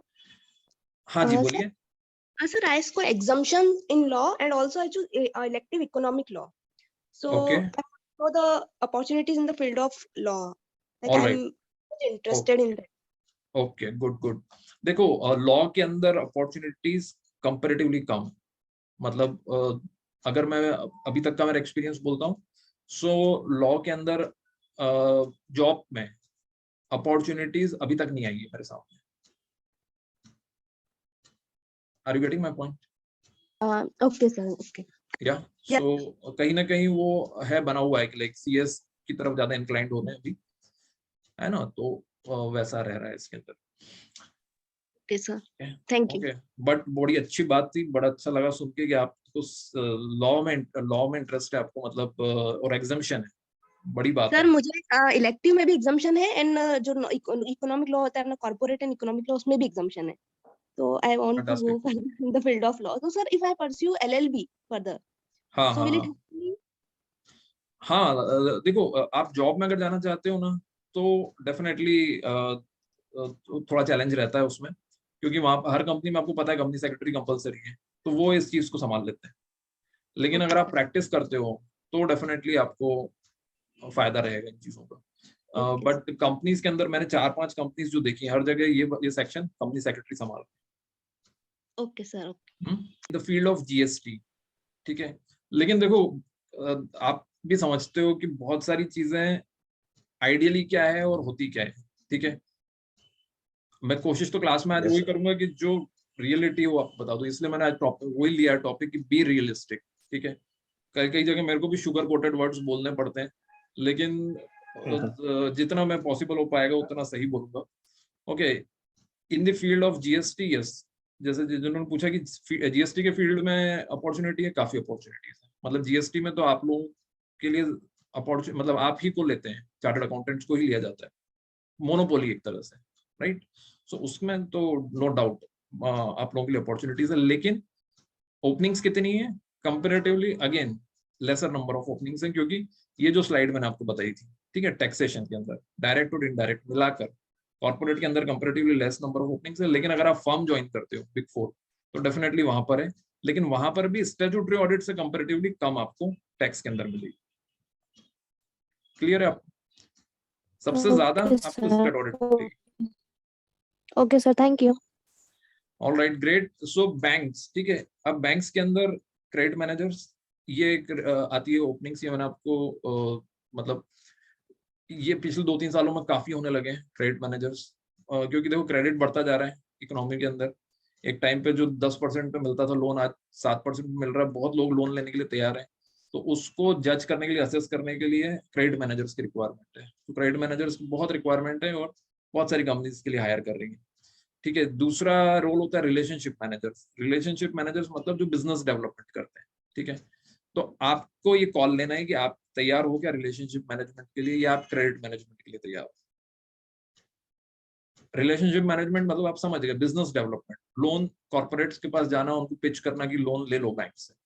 और क्रेडिट मैनेजर का काम है ऑफिस में बैठ के असेस करना कि लाइक यस, वो जो पार्टी है उनका आईटीआर देखा, उनकी बैलेंस शीट देखी, उनके प्रोजेक्शन देखे, उनकी क्रेडिट वर्दीनेस देखी, और पता किया कि बेसिकली सही है नहीं है, ठीक है। तो यहाँ पे भी बैंक से रिलेटेड एक क्वेश्चन, ठीक है, और उसके ऊपर भी I will give you prize जो आंसर सही दे देंगे, ठीक है। तो जरा हैंड रेस कर दीजिए जो देना चाहते हैं answer. Parag Jain, okay, so Parag is जो भी सबसे पहले कर देंगे। सो यस पराग, अनम्यूट कर लीजिए माइक को।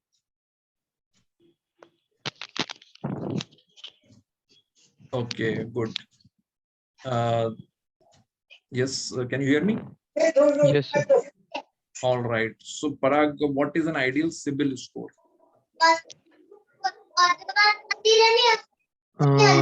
Ideal is कौन आंसर दे रहा है? hello. किसका I think आवाज someone else has change also हो गई है? started. I think someone else has unmuted. Please please Ajay, ये कौन इतना यंग होता जा रहा है यार, मतलब चमत्कार हो I गया think ये sir, तो। ये change someone else has unmuted the mic, sir. I think Okay, Mohit, okay. I guess. Right, so what is an ideal CIBIL score? Sir, I think above 7 is ideal CIBIL score. About above 7 or 700? Above 7. Above 7. 7. Actually, sir, to be honest, I'm not sure about it. Okay okay okay okay, good good good. तो देखो वो है, होता है about 700, ठीक है, 700 750 something like that, ठीक है। तो देखो सवाल सुनने के बाद तो फिर काफी लोग हैंड रेस कर रहे हैं, लेकिन वो पहले की बात थी, राइट? सवाल सुनने के पहले आपको आंसर करना चाहिए था, हैंड रेस करना है, ठीक है। But good, yes. So banks के अंदर आपको इस टाइप के सवाल पूछे जाएंगे, क्रेडिट वर्दीनेस कैसे निकलती है, किस टाइप के रेशियोज इंपॉर्टेंट है इसके अंदर। तो टेक्निकल क्वेश्चंस तो हम नेक्स्ट उसमें लेंगे, but just I keep on asking you questions. Alright, फिर आईटी कंपनीज आपको हायर करती हैं बिजनेस एनालिस्ट के लिए। उसमें आपको सॉफ्टवेयर थोड़ा सा समझना पड़ेगा उनका, और एक तरह से आप इंटरमीडिएरी रहोगे, ठीक है, intermediary between company and software implementation. जो आप मूवीज देखते हो ना, राइट, देखी होगी आपने मूवीज जिसमें वो सुपर पावर आ जाती है किसी में, तो वो आधे ये हो जाते हैं, आधे वो हो जाते हैं, राइट? तो ये उस टाइप से है, आधे सॉफ्टवेयर इंजीनियर बन गए, आधे तो चार्टर्ड अकाउंटेंट हो आप, ओके। अब आपने समझ लिया कि बेसिकली यूजर की रिक्वायरमेंट क्या है, और उसके बाद अब आपने इंजीनियर को एक्सप्लेन कर दिया कि ऐसा सॉफ्टवेयर चाहिए उनको और ये आप बना दो, ठीक है। तो इस प्रोफाइल के अंदर आपको टेक्निकल अंडरस्टैंडिंग की जरूरत पड़ेगी शुरू में, और वो जो शुरू में टेक्निकल अंडरस्टैंडिंग की जरूरत पड़ती है, तो स्टूडेंट्स को कई बार फील होता है कि हम लोग बहुत टेक्निकल चीजें सीख रहे हैं, ठीक है। तो ये डिफरेंट है, लेकिन इसके अंदर भी स्कोप है, ठीक है। तो आज मैं 3-4 स्टेटमेंट बहुत बार बार रिपीट करूंगा, एक ही स्टेटमेंट में बार बार रिपीट करूंगा कि ये डिफरेंट है लेकिन अच्छा है, ये डिफरेंट है लेकिन अच्छा है। डिफरेंट किससे है? जो आप पढ़ते हो उससे डिफरेंट है। आपने पढ़ा है जीएसटी, आपने पढ़ा है इनकम टैक्स, आपने पढ़ा है इंडेस, आपने पढ़ा है corporate law, financial management, costing, तो ये अलग है, इन सब से रिलेटेड नहीं है, लेकिन it is good. Are you getting my point?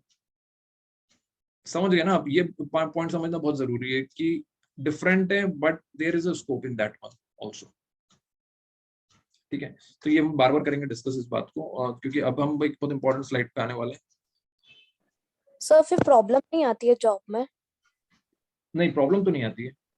अभी भी कुछ स्टूडेंट्स काम कर रहे हैं वहाँ पे, मतलब they are able to handle it. It is different, क्योंकि उनको लगता है कि कई लोगों को लगता है कि हम कुछ अलग कर रहे हैं, यहाँ पे सॉफ्टवेयर सीख रहे हैं, समझ रहे हैं, सैप सीख रहे हैं, लेकिन रियल जो जीएसटी, इनकम टैक्स है, इन सब से दूर चले गए। तो जो लोगों को नींद नहीं आती बैलेंस शीट या रिटर्न फाइलिंग वैसी बातें बिना सुने, उन लोगों के लिए तो बड़ी दिक्कत है। लेकिन जिन लोगों के लिए फाइन है कि हाँ ठीक है, काम करना है, कोई सा भी कर सकते हैं, उनके लिए ठीक है। हार्डकोर कोडिंग की जरूरत नहीं है वहां पे, समझ सीखने की, सिस्टम की अंडरस्टैंडिंग। जैसे कि आप समझो कि आपने किसी क्लाइंट के यहाँ पे टैली इंप्लीमेंट करा, तो टैली इंप्लीमेंटेशन में क्या क्या लगेगा आपको? आपको देखोगे कि जो एंट्री जा रही है वो एंट्री हर लेजर में फ्लो कर रही है, नहीं कर रही है, और प्रॉपर आउटपुट आ रहा है कि नहीं आ रहा है, रिपोर्ट सही जनरेट कर रही है, नहीं कर रही है। तो इस तरीके से हमको कहीं पे इम्प्लीमेंटेशन करना पड़ता है, ये एक काम होता है। और दूसरा काम ये होता है कि आपको बोल दिया जाता है कि आप सॉफ्टवेयर डेवलपमेंट में आपको एनालिस्ट की हेल्प करनी, तो ये हो जाता है। Okay okay sir. तो थोड़ा इसमें फाइनेंस यूज आता है, So, sir, if you want to switch job from IT companies to firms or corporate, so will it be very easy or it will be difficult for us, because we will be from our main areas where we work, right? So it will be difficult or Difficult, it will be difficult, okay. definitely. This will be difficult. So what is the growth rate in IT companies for chartered accountants then?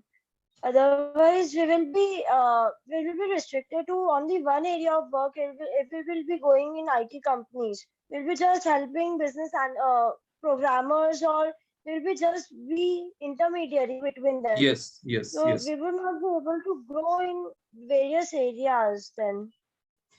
Okay देखो, आपने एक बहुत अच्छा point उठाया है, और दो point मैं आप सभी को क्लियर करता हूँ, राइट। पहला पॉइंट, आप लोग एक क्लैरिटी ले लो कि आपने आज जो फील्ड सिलेक्ट करा, आपने इंटरनल ऑडिट सिलेक्ट कर लिया, आपने स्टैट्यूटरी ऑडिट सिलेक्ट कर लिया, आपने बैंकिंग सिलेक्ट कर लिया, आपने टैक्सेशन सिलेक्ट कर लिया, डायरेक्ट टैक्सेशन, जो भी आपने सिलेक्ट करा, अब मैक्सिमम पॉसिबिलिटी जो है वो ये है कि अब आप इसी में रहोगे। Are you getting my point? Maximum possibility ये है कि आप इसी में रहोगे, ठीक है। अब उसके एक्सेप्शंस क्या होते हैं? एक्सेप्शंस ये होते हैं कि जैसे आपने स्टैट्यूटरी ऑडिट ज्वाइन करा, स्टैट्यूटरी ऑडिट से आप इंडस्ट्री में चले गए, इंडस्ट्री में आपने दूसरे वर्टिकल्स देखे, तो उसमें एक्सेप्शंस हैं, लेकिन जनरल रूल क्या है? जनरल रूल ये है कि आपने जो प्रोफाइल ज्वाइन करी, आप लगभग उसी में फिक्स हो जाओगे, और फिक्स हो भी जाना चाहिए, क्योंकि स्पेशलाइजेशन का पैसा मिलता है। आपने एक साल ऑडिट सीखा, अगले साल टैक्स में चले गए, तीसरे साल बैंकिंग में चले गए, स्पेशलाइजेशन नहीं हुआ, पैसा नहीं मिलेगा। तो स्पेशलाइजेशन का पैसा है, तो आइडियली आपको भी यही करना चाहिए। बट पहला एक साल फिर भी फ्लेक्सिबल होती है इंडस्ट्री, वो थोड़ा बहुत मान लेती है कि चलो अभी आपने ऑडिट में थे, आपको टैक्स में आना है, या किसी और फील्ड में थे, इसमें आना है, मतलब एक साल वो आपको एक तरह से फ्रेशर की तरह ही कंसिडर करती है। तो कोई आपने अगर कोई गलत जॉब ले भी ली या गलत प्रोफाइल में चले भी गए और आपको लग रहा है कि मुझे चेंज करना है, तो पहले एक साल इतनी दिक्कत नहीं आएगी। क्लियर हो रहा है आपको? मतलब पहला पॉइंट क्लियर है आपको कि जिस प्रोफाइल में, और एक साल के बाद फिर डिफिकल्ट होती है चीजें बदलना। टैक्स के अंदर है तो टैक्स से कहीं और जाना, तो first year will be slightly flexible, and what ever you will select, फिर आप उसके अंदर फिक्स होते चले जाओगे। लेकिन अभी आपके पास चॉइस है कि आप जिस भी फील्ड में जा रहे हो उसको, इसलिए मैं अगली स्लाइड में आपको वही बता रहा हूँ कि जो जितने भी आपके डाउट्स हो सारे क्लियर हो जाएंगे, ठीक है। तो मैं सबसे पहले उसी स्लाइड पे आ जाता हूँ, उसके बाद ही इन सब बातों पे आता हूँ, दूसरी बातों पर, क्योंकि अब ये इंपॉर्टेंट हो गया है कि हम लोग थोड़ा सा स्पेसिफिक डिस्कशन कर लें। देखो, ये वो प्रोफाइल्स हैं जो जिसमें मैक्सिमम स्टूडेंट्स बैठने वाले हैं, आप में से ज्यादातर स्टूडेंट्स इसमें बैठने वाले, बिग 4 की स्टैट्यूटरी ऑडिट प्रोफाइल में, ठीक है। अब जो मेन आपके क्वेश्चंस हैं वो मैंने सामने लिखे हुए हैं, ठीक है। अच्छा, उसके पहले डिस्क्लेमर ये है कि इन किसी भी नंबर को बहुत लिटरली मत लेना, ये सब इंडिकेटिव नंबर्स हैं, एग्जांपल्स के तौर पे लिए हुए हैं, मोटे मोटे नंबर्स हैं, ठीक है। तो ये बात आई बिलीव आप सब समझते हो, ठीक है। सो इतना रहम कर देना मेरे ऊपर कि बिल्कुल स्टिक मत होना कि ये नंबर कैसे लिखा हुआ है, वो नंबर्स फ्लेक्सिबल है, ठीक है, थोड़े बहुत। तो बिग 4 स्टैट्यूटरी ऑडिट, बिग 4 मतलब बिग 8, बिग 10 सारे आ गए उसके अंदर, ठीक है। Statutory audit starting 8 to 9 lakhs, related to your core subject. जैसा मैंने आपको बताया कि अगर आप सैप एनालिस्ट बनते हो तो वो आपके सब्जेक्ट से डायरेक्टली कनेक्टेड नहीं है, मतलब पूरी तरह आप वो काम नहीं कर रहे, लेकिन आप स्टैट्यूटरी ऑडिट में आप जाओगे तो वही काम करोगे जो आपने पढ़ा है 100%। तो ग्रीन इंडिकेट्स दैट कि यस 100% आप वही काम कर रहे हो। लर्निंग्स कैसी है? अच्छी लर्निंग्स है, हाई लर्निंग्स है। फ्यूचर क्या है? फ्यूचर में आप पार्टनर डायरेक्टर बनोगे, और मैंने देखा है पार्टनर डायरेक्टर अभी जो रेंज करते हैं, अच्छे खासे रेंज करते हैं, ओके। अलग अलग प्रोफाइल्स के ऊपर मैं देखता हूँ, but it is good, like some are drawing even two 1 CR also, ठीक है, 70-80 lakhs 1 crore लाइक दैट। तो अच्छे इसमें अपॉर्चुनिटीज पैकेज वाइज भी अच्छा है, और अगर आप बिजनेस अच्छा लेकर आ रहे हो और आपकी इंडस्ट्री कनेक्ट से, तो और हाई पैकेजेस जाते हैं। कैन मूव टू इंडस्ट्री, ये बहुत बड़ा सवाल होता है स्टूडेंट्स का। तो स्टैट्यूटरी ऑडिट से आप yes you can move to the industry. Clear है आपको? ठीक है, अब अगले सवाल पर आ जाते हैं। और दूसरा क्या है इसमें? Chance to become CFO। Industry में जाने के बाद आपका सीएफओ बनने का चांस है क्या? बिल्कुल है। तो क्लियर है आपको ये पर्टिकुलर लाइन? अगर आप बिग 4 में जाते हो तो क्या क्या रास्ते निकलेंगे, और दूसरा पहला रास्ता तो उसमें ग्रो करो, और दूसरा रास्ता ये कि इंडस्ट्री में जा सकते हो। बिग 4 के अंदर अगर आप जीडीएस या एसडीसी ज्वाइन करते हो, ठीक है, जो मैंने आपको एक बताया कि जो सपोर्ट है, तो उसमें आजकल पैसा ज्यादा मिल रहा है कंपेरेटिवली, 9.5 लाख, ठीक है। लर्निंग्स कैसी है? मीडियम है, उसमें आप समझते ही हो, सपोर्ट रोल है। तो फ्यूचर क्या है उसके अंदर? पार्टनर डायरेक्टर का है।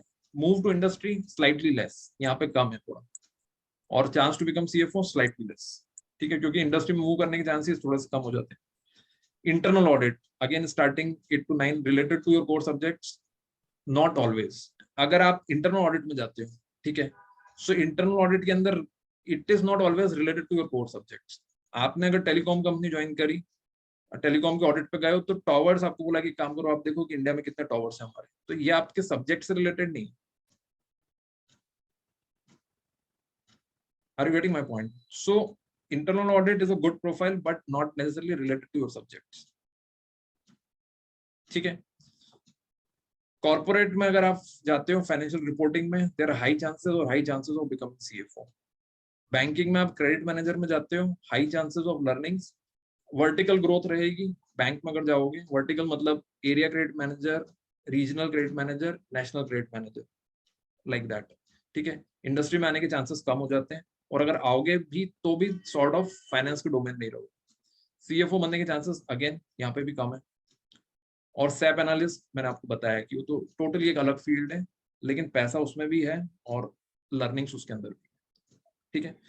तो मोटा मोटा आज इस स्लाइड से मेरे हिसाब से आपको क्लैरिटी आ गई है कि आपको किस टाइप के रोल में थोड़ी फ्लेक्सिबिलिटी है, कौन से एकदम स्टैटिक रोल्स, ठीक है।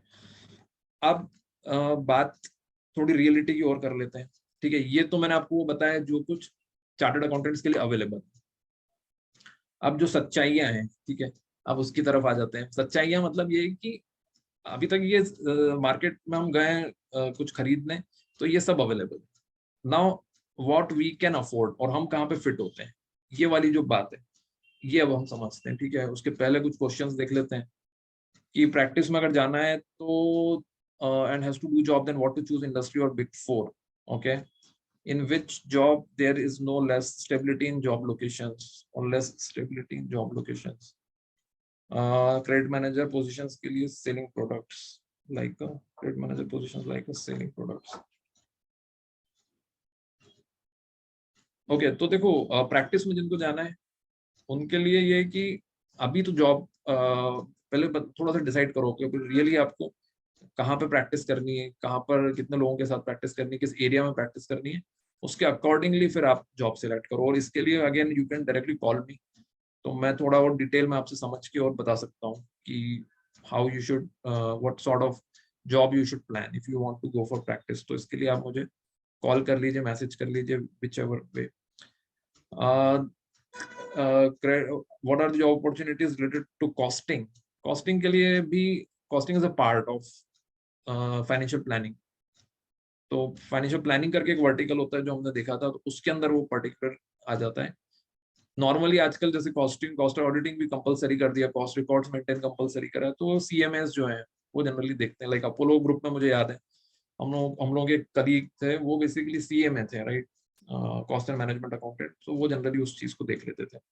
और हम लोगों को भी मिलता है एक काम, ओके, बट स्पेसिफिक इसके लिए कंपनीज एज सच नहीं आती है, ठीक है। What is the role of risk advisory oblique IC profile?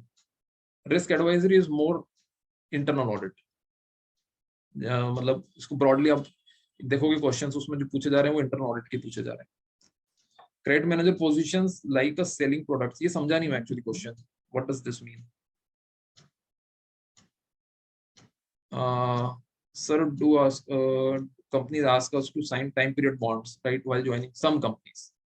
कुछ कंपनीज बॉन्ड साइन कराती हैं, ठीक है, जैसे कुछ पीएसयूज के अंदर देखा है मैंने, वो ज्वाइन कराती है, वो साइन कराती है बॉन्ड्स, ठीक है। So whether job in CA field will cover the CS articleship or we have to do separately, ये एक अलग क्वेश्चन हो गया है, ठीक है। CA आर्टिकल CS ये थोड़ा सा आपको देखना पड़ेगा, I am not very sure about it. Okay, so field से रिलेटेड अब एक बात कर लेते हैं जरा। किसी भी जॉब अपॉर्चुनिटी को सिक्योर करने के लिए पहली और दूसरी दो चीजें, जॉब अपॉर्चुनिटी मतलब आपके पास ओपनिंग भी आपके पास आनी चाहिए और दूसरे स्किल्स भी होने चाहिए। जॉब अपॉर्चुनिटी भी आनी चाहिए और स्किल्स भी होने चाहिए। इन्वेस्टमेंट बैंकिंग में मुझे जाना है, मेरे पास जॉब अपॉर्चुनिटी भी दिखनी चाहिए और स्किल्स भी होने चाहिए, ठीक है। दोनों आएंगे तब जाके हम लोग कुछ बात आगे कर सकते हैं, ठीक है। अब अगर मैं जनरल इस चीज को समराइज कर देता हूँ, ठीक है, तो इन्वेस्टमेंट बैंकिंग की अपॉर्चुनिटीज एल मतलब लो है, ऑफ कैंपस में भी लो है, only way to go is through references, ठीक है। मैं बहुत सारी इसके ऊपर ज्यादा बातें करूंगा आपको और बताऊंगा कि उसमें कोई मतलब नहीं है, ठीक है। It is like this, less less and medium, ठीक है। तो आप लोगों को जिनको ट्राई करना है इन्वेस्टमेंट बैंकिंग में, अपने रेफरेंसेस और अपने कॉन्टैक्ट्स देखिए कौन उनमें काम कर रहे हैं, और उसके बाद अपना साथ में स्किल सेट को भी डेवलप करिए। जैसे जिनको कॉल आया इन्वेस्टमेंट बैंकिंग से, क्वेश्चंस भी उससे रिलेटेड फिर पढ़ें, स्टार्ट करें। कॉर्पोरेट इंडस्ट्रीज में आपको बहुत अपॉर्चुनिटीज मिलेंगी, हाई हाई एंड हाई, हर जगह आपको इंडस्ट्री के अंदर डिमांड देखोगे, चार्टर्ड अकाउंटेंट्स की डिमांड है। फर्म्स के अंदर जाते हैं, ऑडिट के अंदर बहुत डिमांड है, बहुत डिमांड है ऑडिट के अंदर, high high and high. Tax के अंदर क्योंकि डिपार्टमेंट कंपैरेटिवली स्मॉल होता है, थोड़ी सी लेसर अपॉर्चुनिटीज होती है, भले वो डायरेक्ट हो या इनडायरेक्ट। बैंक्स के अंदर, क्रेडिट मैनेजर्स के अंदर again high high high demand. तो ये जहां जहां मैंने एच लिखा हुआ है, एटलीस्ट उसकी तैयारियां अच्छे से कर लो, मेरा ये कहना है। 80% अगर अपॉर्चुनिटीज इस साइड में आ रही है तो हम इसके ऊपर तो कम से कम अच्छी तैयारी कर लें। सो 80% फोकस उस पर लगा लें और 20% बाकी चीजों को भी फिर कवर करें। This is what I primarily means, ठीक है। और रियलिटी की बात कर लेते हैं। So reality number 2 is this one, companies shortlisting based on previous batch data. ये कंपनीज ने शॉर्टलिस्ट किया था प्रीवियस बैच के डेटा के बेसिस पे। इसमें 2 पॉइंट है। पहला पॉइंट ये है कि जिनके नंबर ऑफ अटेम्प्ट्स ज्यादा हैं, अब वो ज्यादा की जो भी डेफिनेशन है, प्लीज ये मत सोचो कि हमको शॉर्टलिस्टिंग नहीं आएगी। शॉर्टलिस्टिंग आती है और आप देख रहे हो शॉर्टलिस्टिंग आएगी, लेकिन ये भी एक रियलिटी कि कंपैरेटिवली कम आई। Are you getting my point? Shortlisting आई है, कंपैरेटिवली कम आई। तो दोनों पॉइंट क्लियर हो गए आपको कि कहीं ना कहीं कंपनी से क्राइटेरिया तो है अटेम्प्ट्स का, और उस क्राइटेरिया को डेफिनेटली मतलब मैं तो नहीं मानता हूं कि ऐसा कुछ होना चाहिए, एक लेवल प्लेइंग फील्ड होना चाहिए, लेकिन जो भी है रियलिटी यही है, अभी तक तो यही चल रहा है, ठीक है। तो जो चल रहा है हमको उसके अकॉर्डिंगली अपनी अप्रोच सेट करनी है। तो जहां पे हमको दिख रहा है कि अपॉर्चुनिटी कम है, उन स्टूडेंट्स को मेरा कहना है कि please start applying from now onwards. Wait मत करिए बहुत ज्यादा, अप्लाई करो अभी से। वैसे तो मेरा सभी को ये कहना है कि सभी अप्लाई करो सब जगह, लेकिन जिन लोग आप देख रहे हो अटेम्प्ट्स ज्यादा है सच, उन लोगों को तो मैं साफ तौर पे कह रहा हूँ कि अप्लाई करो जहां जहां पे भी आप कर सकते हो, जो भी आपके रेफरेंसेस है। लिंक्डइन के ऊपर सुपर एक्टिव हो जाओ, रोज आधा घंटा स्पेंड करो जरा लिंक्डइन के ऊपर, और देखो आपको कहीं ना कहीं अपॉर्चुनिटीज आएंगी, ठीक है। तो वैसे तो ये बड़ा अजीब सा क्वेश्चन है, लेकिन फिर भी मेरे को आपसे पूछना पड़ रहा है, क्योंकि मैं थोड़ा सा सेशन उस हिसाब से प्लान कर दूंगा कि जिन लोगों के अटेम्प्ट एक अटेम्प्ट है और जिन लोगों के 2 अटेम्प्ट है, वो जरा लिख दें कि हमारा 1 और 2, ठीक है। अटेम्प्ट पूछना वैसे सही नहीं होता है, राइट। ऐसा बोलते हैं ना कि like we should not ask the age from a woman, किसी भी वुमेन से you should not ask age, और किसी भी आदमी की सैलरी, ये दोनों पूछना सही नहीं माना जाता, राइट। ऐसा ही सीएस के लिए भी मेरे हिसाब से तो नहीं पूछना चाहिए, लेकिन मेरा क्या करूँगा, तो आज रियलिटी की बात करनी है और we have to be realistic little bit, ठीक है। So yes, second first second नहीं सर पूछ लो चलेगा, हाँ अब तो चलेगा, अब तो क्या फर्क पड़ रहा है। यस सब 2 और 1 वाले लिख दो, बाकी आई विल फिगर आउट। ठीक है, तो मुझे एक सेंस मिल जाएगा कि क्या कंपनीज आपको शॉर्टलिस्ट करेंगी। ठीक है, तो ओके गुड। ठीक है, तो आप में से फर्स्ट वाले तो मेरे को Redmi 8A और मानवी Jain. Okay okay good job. Okay वैसे तो सभी को मैं मानता हूँ कि जबरदस्त सीए के एग्जाम्स थ्रिलिंग है। मतलब आज मुझे कोई बोल दे सीए की एग्जाम वापस देनी है, मतलब नींद उड़ जाएगी, ये हालत है। बहुत टफ एग्जाम्स होती है, राइट। तो कितने लोग हैं ऐसे, थोड़ा सी बात करते हैं रिजल्ट्स के बारे में भी। कितने लोग आए 400 नंबर कितने लोगों के हैं? कोई है जो बिल्कुल 400 वाला?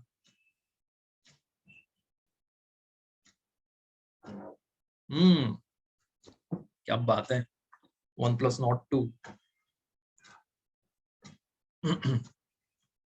वरुण क्या बात है यार, छा गए।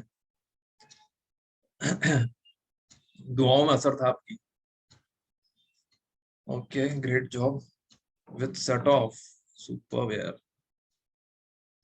मजा है, मतलब ये जो मजा आता है ना, अलग ही लेवल का मजा होता है। मतलब एक तो वो मजा जिनकी मतलब रैंक टच कर जाते हैं, जो कोई रैंक होल्डर भी है क्या, और एक ये जो आता है मजा 400 401। ओके इसमें जो मजा आता है ये वैसे ही मजा है।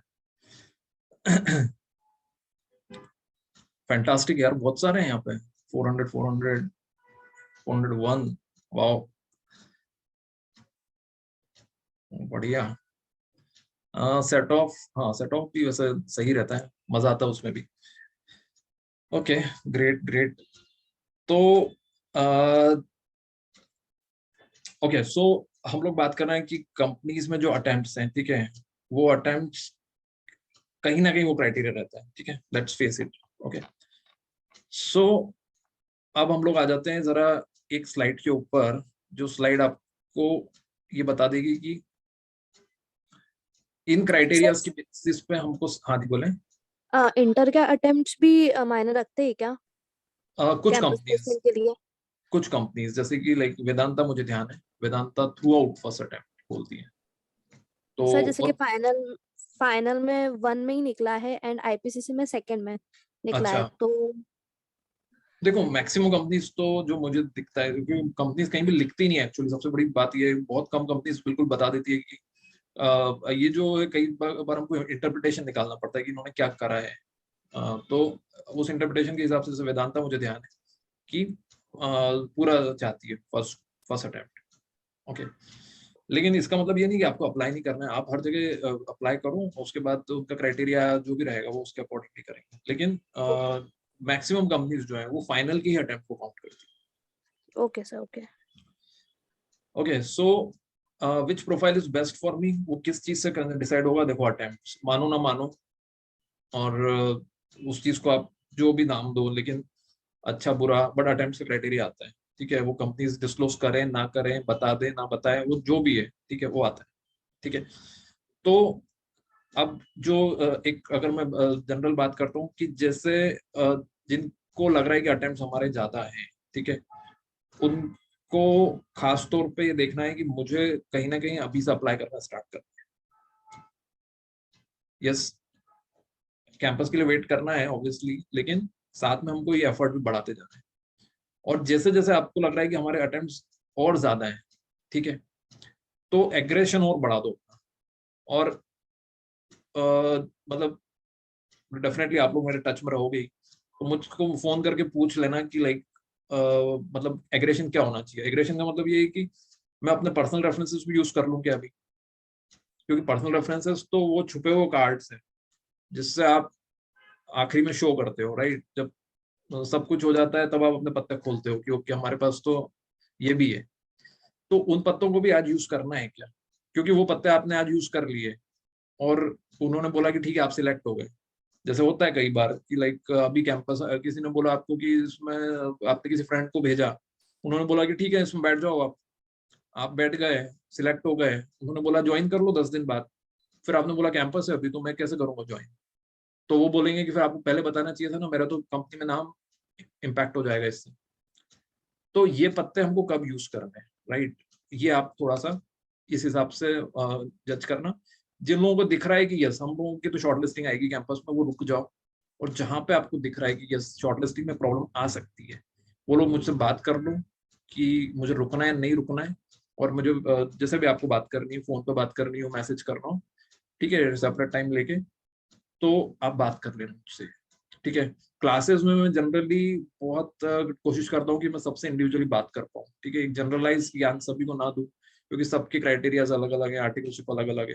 तो मेरा पर्सनल मानना यह है कि मैं हर एक के साथ इंडिविजुअल टाइम स्पेंड कर पाऊँ। तो क्लास के बाद में इसलिए रोज 2 लोगों को रोकता हूँ क्लास के बाद, और उन 2 लोगों से इंडिविजुअली 10 मिनट बात करता हूँ।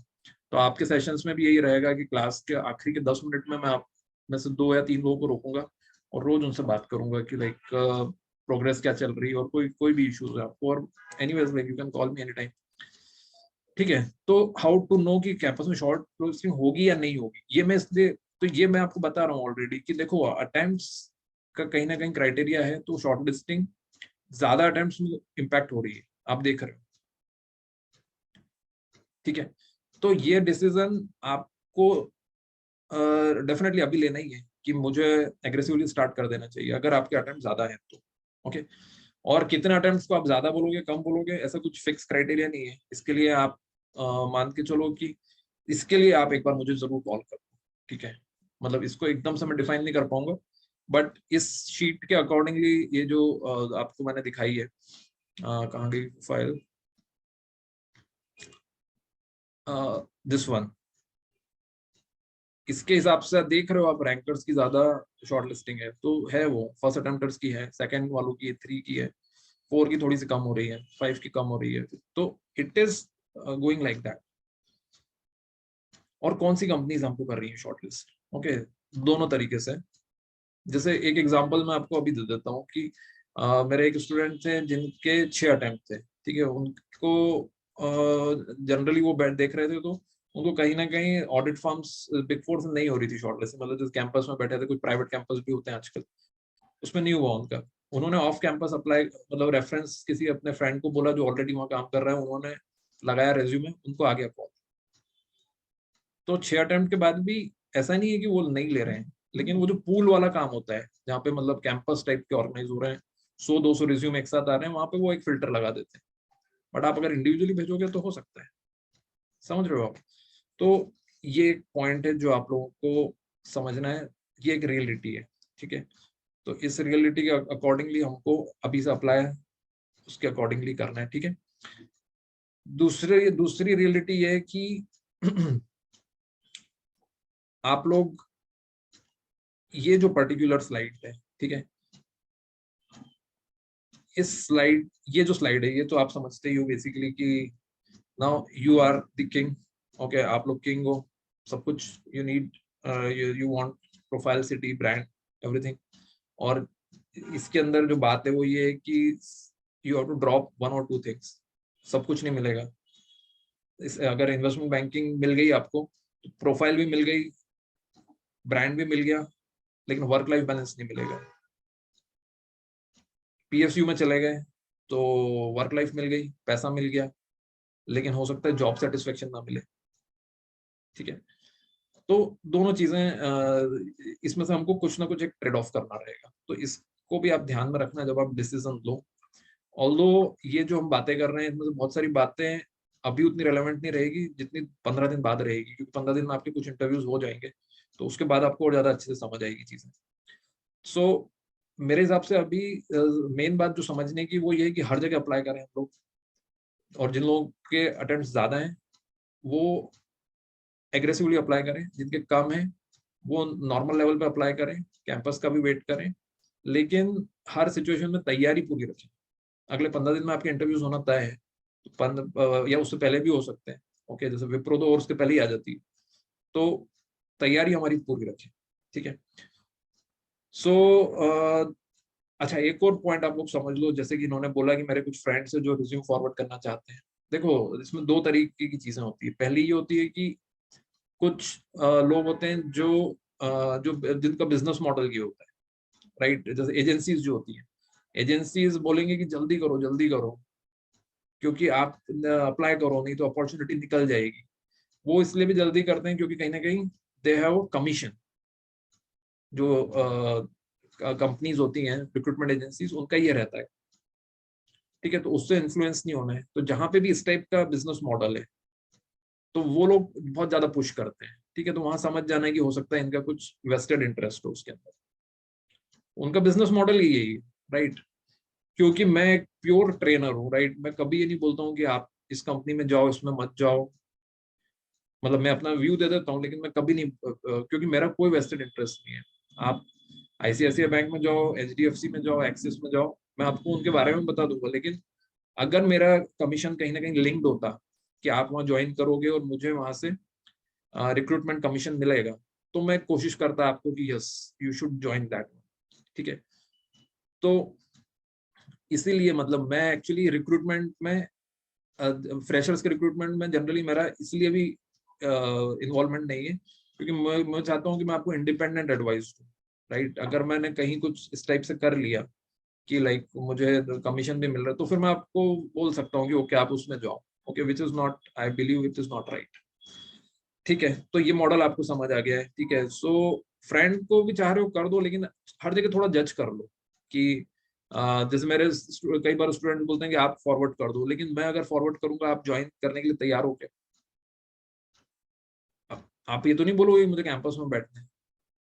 मेरे तो 1000 से ज्यादा स्टूडेंट्स कहीं ना कहीं काम कर रहे हैं, तो फॉरवर्ड तो मैं कर दूंगा, बट आप बाद में तो नहीं बोलोगे।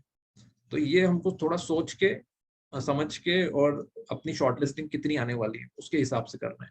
और देखो, ये एक पर्सनल क्वेश्चन भी होता है, इसलिए मैं चाहूंगा कि आप को अगर ऐसा कोई डाउट हो तो मुझे फोन कर लेना आप, और बात कर लेना डायरेक्टली कि मेरा ऐसा ऐसा है, इतने अटेम्प्ट से इस टाइप की आर्टिकलशिप है, क्या करना चाहिए मुझे, ठीक है।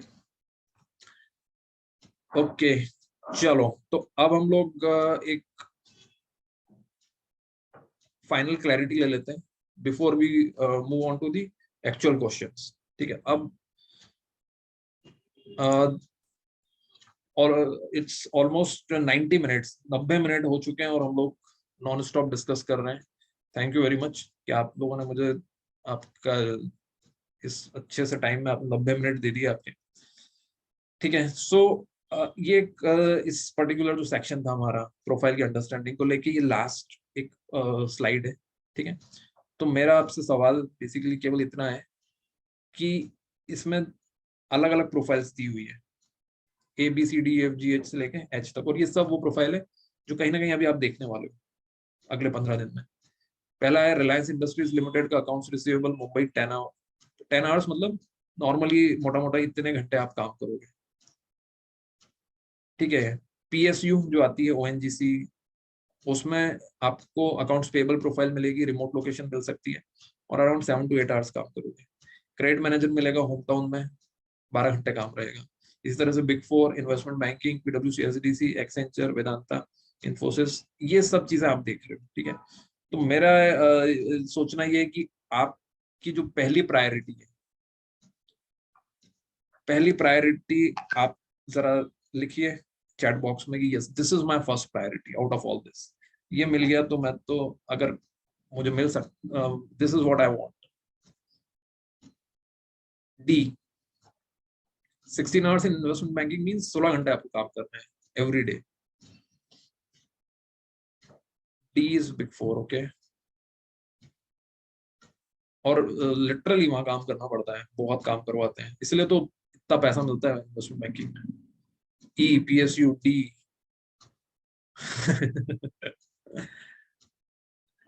ई, डी, ई क्या है? ई सबसे ज्यादा, ओके, सबको इन्वेस्टमेंट बैंकिंग। एफ क्या है? PwC, SDC, work from home, yes. D, B, E, B and E. PSU के काफी लोग दीवाने हैं, अच्छी बात है। डी भी काफी लोग बोल रहे हैं, अच्छी बात है। जी, जी कौन सा? Accenture. Okay, good, fantastic.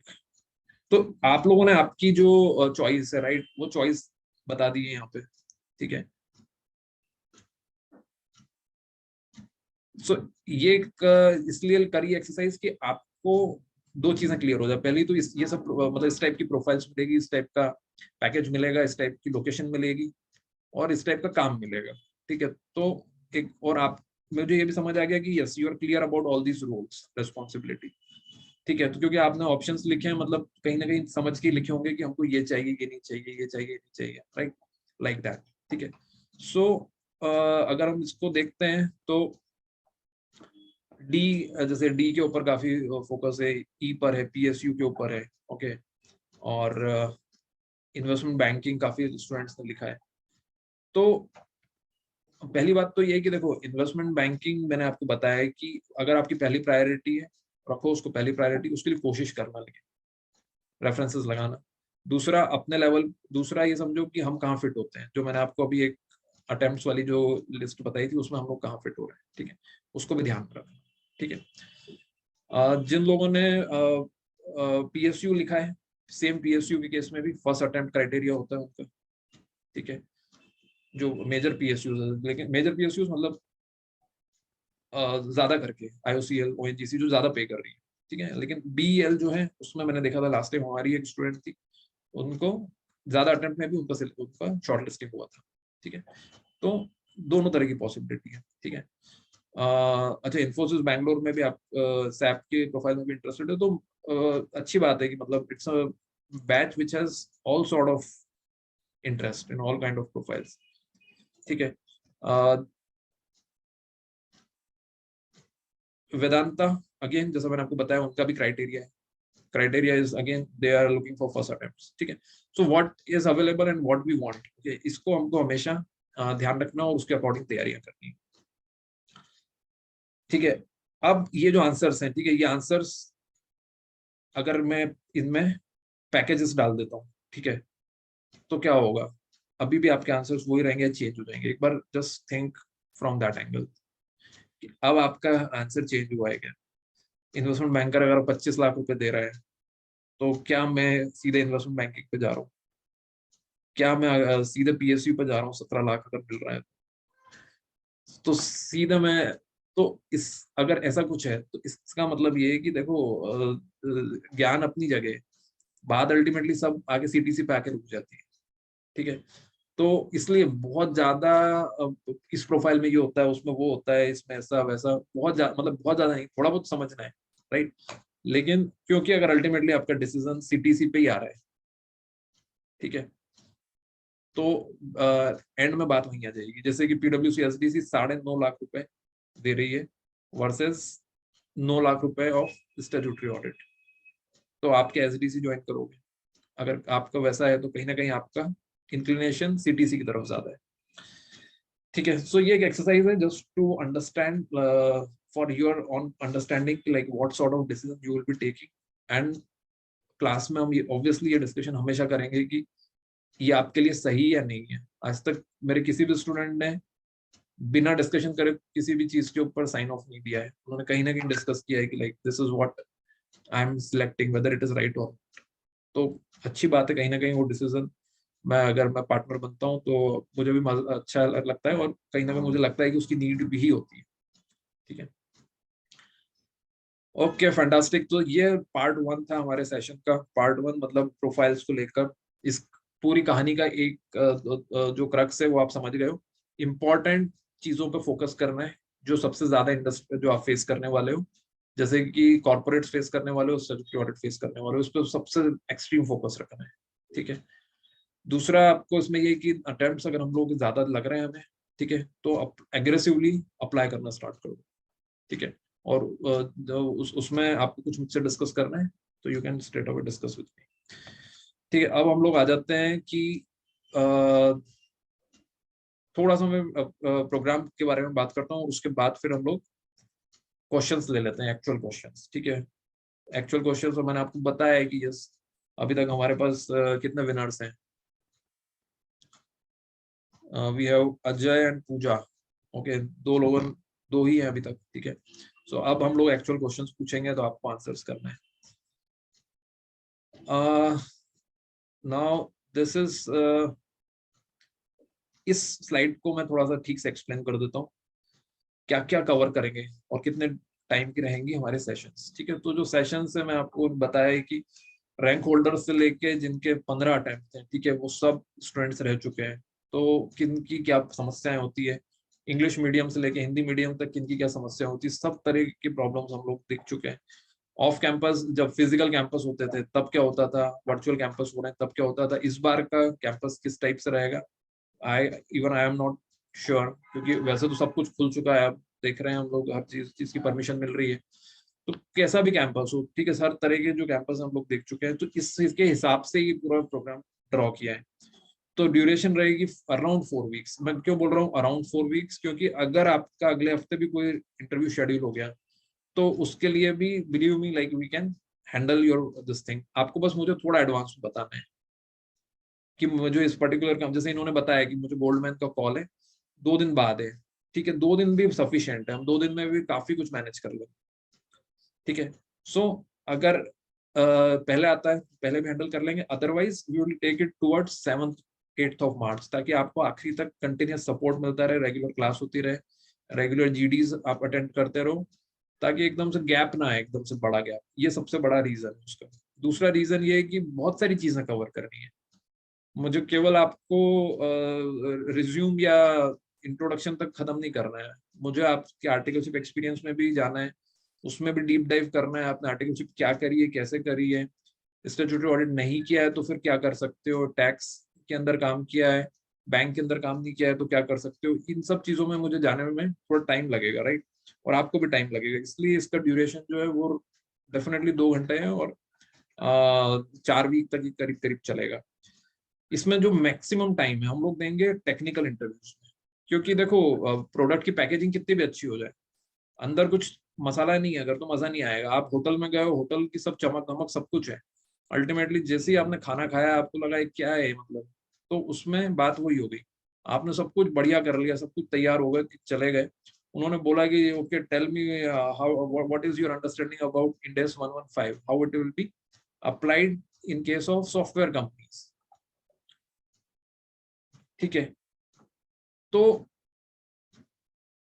Blank अगर हो गए यहाँ पे तो फिर बढ़िया रिज्यूम, बढ़िया ये वो सब कुछ चीजें कुछ काम नहीं, टेक्निकल। ठीक है, बिल्कुल मैं आपको अपना पर्सनल एक्सपीरियंस बता रहा हूँ कि टेक्निकल पे फोकस करना पड़ेगा, अच्छे से समझ लीजिए। जिन लोगों ने इंड AS नहीं पढ़े, इंड AS पढ़ना पड़ेंगे, 4 दिन हम लोग इंड AS पढ़ेंगे, ठीक है, उसमें सारे इंपॉर्टेंट इंड AS कवर हो जाएंगे। जिन लोगों ने इंड AS रिसेंटली पढ़े, ताजे ताजे जिन्होंने पढ़े, ठीक है, उनसे तो मैं सवाल अभी पूछूंगा अभी, और लेकिन उनको भी पर्सपेक्टिव चेंज करना है, थियरी से प्रैक्टिकल पे आना। ठीक है, तो हम लोग बात करेंगे उसके बारे में भी। ठीक है, सो मैं एक बार थोड़ा सा बता देता हूँ, रेज्यूम सबसे पहले कवर करेंगे, थोड़ा सा रेज्यूम के बारे में आज बात कर लूंगा, बाकी आप लोगों ने काफी लोगों ने बना लिया होगा, मुझे भेजो चेक करने के लिए, I will check and then correct it and send it back. जिन लोगों ने अभी तक नहीं बनाया उनको मैं सभी लोगों को मैं फॉर्मेट भेज दूंगा, तो एक अच्छा proper format is always good. So resume articleship presentation, ये बहुत इंपॉर्टेंट है। Tell me 3 contribution that you have made to your articleship firm, ये सबसे कॉमन क्वेश्चन है, क्या 3 कंट्रीब्यूशन आपने आपकी फर्म या अपने क्लाइंट को दिया है। अब आप अगर सोचने लग गए या आप नहीं बना पाए उस आंसर को तो बड़ी प्रॉब्लम हो जाएगी। ठीक है, और आपने स्टैट्यूटरी ऑडिट के इंटरव्यू में हो और आपने केवल टैक्स ऑडिट किया है, फिर क्या आंसर करोगे। आप बैठे हो any of banking related, investment banking related, केवल और केवल आपने टैक्सेशन रिलेटेड वर्क किया है, तो इन सब मिसमैच को आप कैसे करोगे फिर मैच। ठीक है, इसलिए आर्टिकलशिप प्रेजेंटेशन मुझे बताओ, जिन लोगों को करे को बहुत टाइम हो गया है और वो भूली बिसरी यादें हो गई है, राइट, उनको भी याद करना पड़ेगा कि क्या किया था, क्योंकि क्वेश्चन आएगा आप लोगों के सामने। ठीक है, so yes we need to work on articleship presentation very well. ठीक है, इसके ऊपर कैसे प्रेजेंट करना है ये खास तौर पे आप समझना इस बात को। इंटरनल ऑडिट के इंटरव्यूज होते हैं, कई लोग पूछते हैं इंटरनल ऑडिट में आपने क्या करा है, कई लोग बता देते हैं नहीं किया इंटरनल ऑडिट। कैसे आप सोच रहे हो क्या एक्सपेक्ट करेगा इंटरव्यूअर। स्टैट्यूटरी ऑडिट के इंटरव्यू में गए, बोला है कंपनीज का स्टैट्यूटरी ऑडिट करा है नहीं करा है, बोल देते नहीं किया है, मतलब कैसे आप मतलब हाउ आर यू एक्सपेक्टिंग, आप इंटरव्यूअर से क्या एक्सपेक्ट कर रहे हो उसके बाद। तो let's prepare this one. Third जो मैंने आपको बताया वो है इंडेस, ठीक है। इंडेस के ऊपर मैंने आपको बोला है कि like we have to spend a good amount of time, ठीक है। अभी मैं क्वेश्चन पूछूंगा आपसे कुछ इंडेस से रिलेटेड, ठीक है। उसके बाद हमको बात करनी है बैंकिंग की, ठीक है। मैंने देखा है कि भले ही कंपनी बैंकिंग प्रोफाइल के लिए आए या ना आए, क्वेश्चन तो वो पूछ ही लेते हैं banking related, banking, working capital, ratio analysis, इससे रिलेटेड क्वेश्चन, कॉर्पोरेट्स में खासतौर पे। तो ये आपको अच्छे से प्रिपेयर करना है। ऑडिट, स्टैट्यूटरी ऑडिट प्रोफाइल जैसे बहुत कॉमन प्रोफाइल है, ऑडिट के इंपॉर्टेंट टॉपिक्स कवर करना है, उनको भी प्रैक्टिकल वे में कवर करना है, थियरी नहीं पढ़नी है, राइट। केवल थियरी से इंटरव्यूअर घबरा जाते हैं, उनको चाहिए थोड़ा प्रैक्टिकल नॉलेज। और उसके बाद लास्ट पॉइंट हमारा है DT एंड IDT, ठीक है। उसकी प्रोफाइल कंपैरेटिवली कम होती है, इसलिए हम उसके सेशंस भी कंपैरेटिवली कम रखते हैं, लेकिन उसके भी अपडेट्स पढ़कर जाने हैं, ठीक है। चलो एक टैक्स का क्वेश्चन पूछ लेता हूँ। यस, कौन बताएगा टैक्स के experts? Just please raise your hands. ओहो सुपर। तो सबसे पहले हाथ खड़ा किया अमन ने, ठीक है। अमन से पूछते हैं। अमन, आप can you unmute your mic?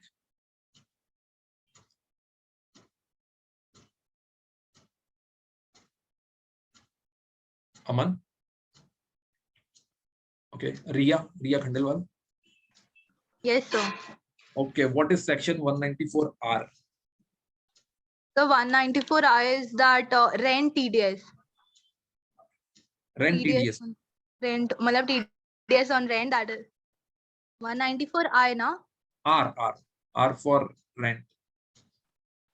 R for rat. Yes. 194R I'm not aware of. All right. Okay, Sonakshi.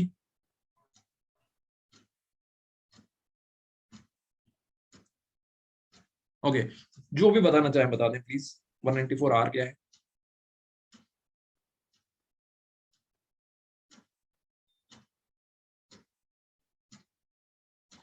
जल्दी बताइए, नहीं तो इतनी देर में तो आप गूगल कर लोगे फिर। I think it's a royalty, based on royalty.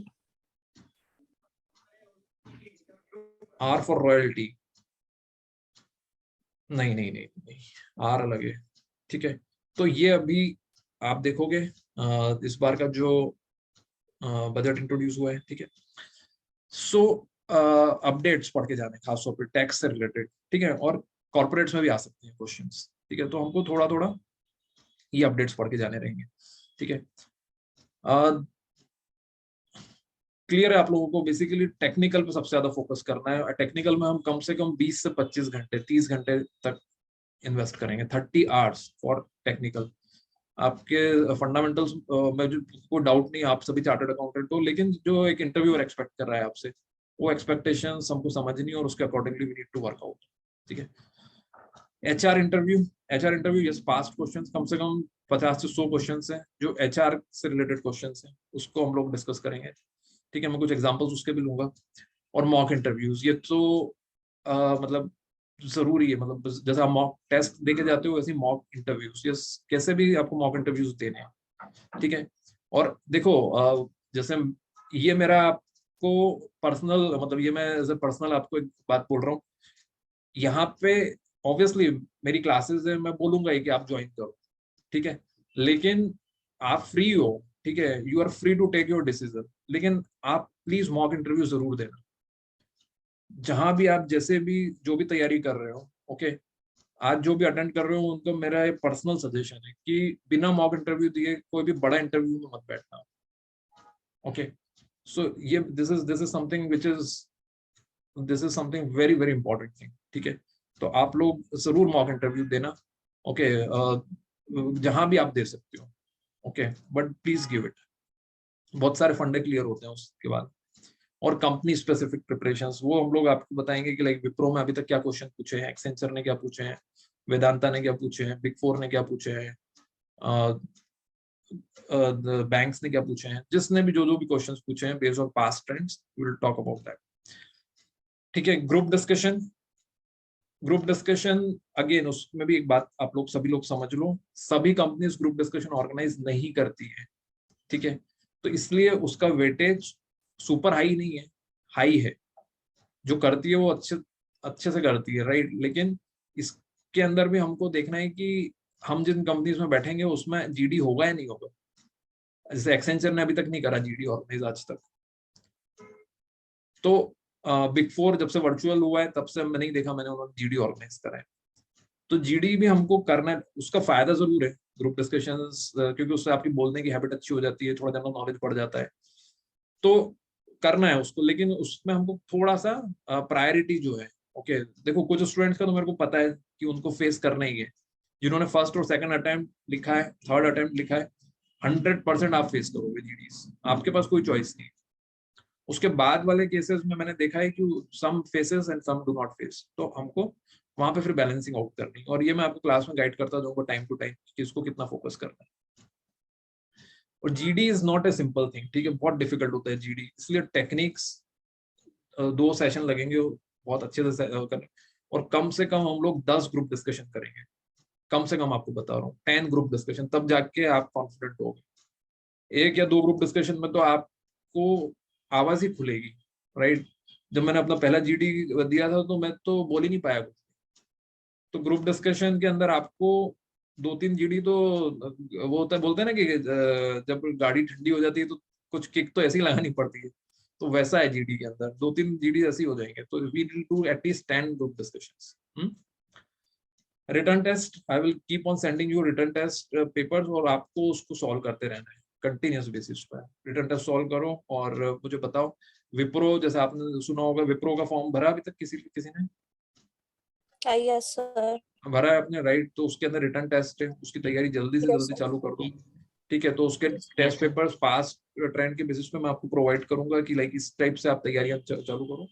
तो उसको बहुत प्रायोरिटी दे देना, बहुत ही priority, highest level of priority, क्योंकि वो ज्यादा करके शॉर्ट लिस्टिंग रिटर्न टेस्ट ही कर लेते हैं। मैक्सिमम जो शॉर्ट लिस्टिंग होती है रिटर्न टेस्ट भी कर देते हैं। एलएनटी करते हैं, रिलायंस ने इस बार ऑर्गेनाइज करा था, टीसीएस करता है। ये कंपनीज हैं जो कि रिटर्न टेस्ट ऑर्गेनाइज कराती हैं, ठीक है। तो उन लोगों को खास तौर पे, ठीक है, तो 100% कंपनीज इंटरव्यूज कराएंगी और few companies will do group discussion and written test. और ये मैं आपको अकॉर्डिंगली बताता जाऊंगा कि आपको कौन सा, किसके ऊपर, किन स्टूडेंट्स को किसके ऊपर ज्यादा फोकस करना है, ठीक है। क्योंकि मैं आपसे थोड़ा पर्सनल टच में रहूंगा, तो मैं आपको बता पाऊंगा कि yes this is the companies which will shortlist you, और इसके अकॉर्डिंगली आप ये सेंटर लो। सेंटर में भी हम पर्सनल डिस्कशन करेंगे कि कौन सा सेंटर लेना है जहाँ पॉसिबिलिटी सबसे ज्यादा रहेगी आपकी, आपके हिसाब से, ठीक है। तो रिटर्न टेस्ट और करियर रिलेटेड क्वेरीज ये तो ऑनगोइंग रहती है। कैंपस का फॉर्म कैसे भरना है, कैंपस का कौन सा सेंटर लेना है, 1-to-1 डिस्कशन, कैंपस का form, this form that form, कई बार रिज्यूम भी अलग मांगते हैं। तो वो सब चीजें हम लोगों की कंटिन्यूस ऑनगोइंग बेसिस पे चलेगी। तो मेरा यही मानना है कि लिमिटेड बैच साइज का फंडा रहे, कम से कम लोग रहें, ताकि ज्यादा से ज्यादा मैं आपसे इंटरेक्ट कर पाऊँ, ठीक है। So this is what the whole purpose of doing 2 batches in a day. सुबह भी मैं एक बैच करता हूँ और शाम को भी करता हूँ। मैं चाहता तो एक ही बार में सब कर देता, लेकिन मैं चाहता हूँ कि वो डिवाइड हो जाए, ओके, और पर्सनल अटेंशन मैं आप लोगों को ज्यादा से ज्यादा दे पाऊँ, ठीक है। सो मेरे ख्याल से आज मैंने आप लोगों को बहुत टाइम ले लिया है, लेकिन if you allow me half an hour more, आधा घंटा और ले लूँ आप लोगों का। वैसे तो मैंने Yes, आपको sir. 8:30 तक बोला था, ठीक है। 1 मिनट का ब्रेक ले लेते हैं, क्विक ब्रेक, ताकि आप लोग भी थोड़े से वो जाओ, और आधा घंटा और लूंगा maximum. Okay, sir. Okay. Allow, can you allow me? Sure, sir. Okay okay, बस आधे, फिर मैं अब एकदम ब्रेथलेस की स्पीड में चलूंगा, ताकि बिल्कुल आधे घंटे में क्लोज करी उसे, ठीक है। So yes, just a minute. Okay, लेकिन मैं जा रहा हूँ उसके पहले मैं आपसे क्यों ना एक सवाल पूछ लूं, ताकि आप लोग सोच पाओ उसके बारे में, ठीक है। और आने के बाद मुझे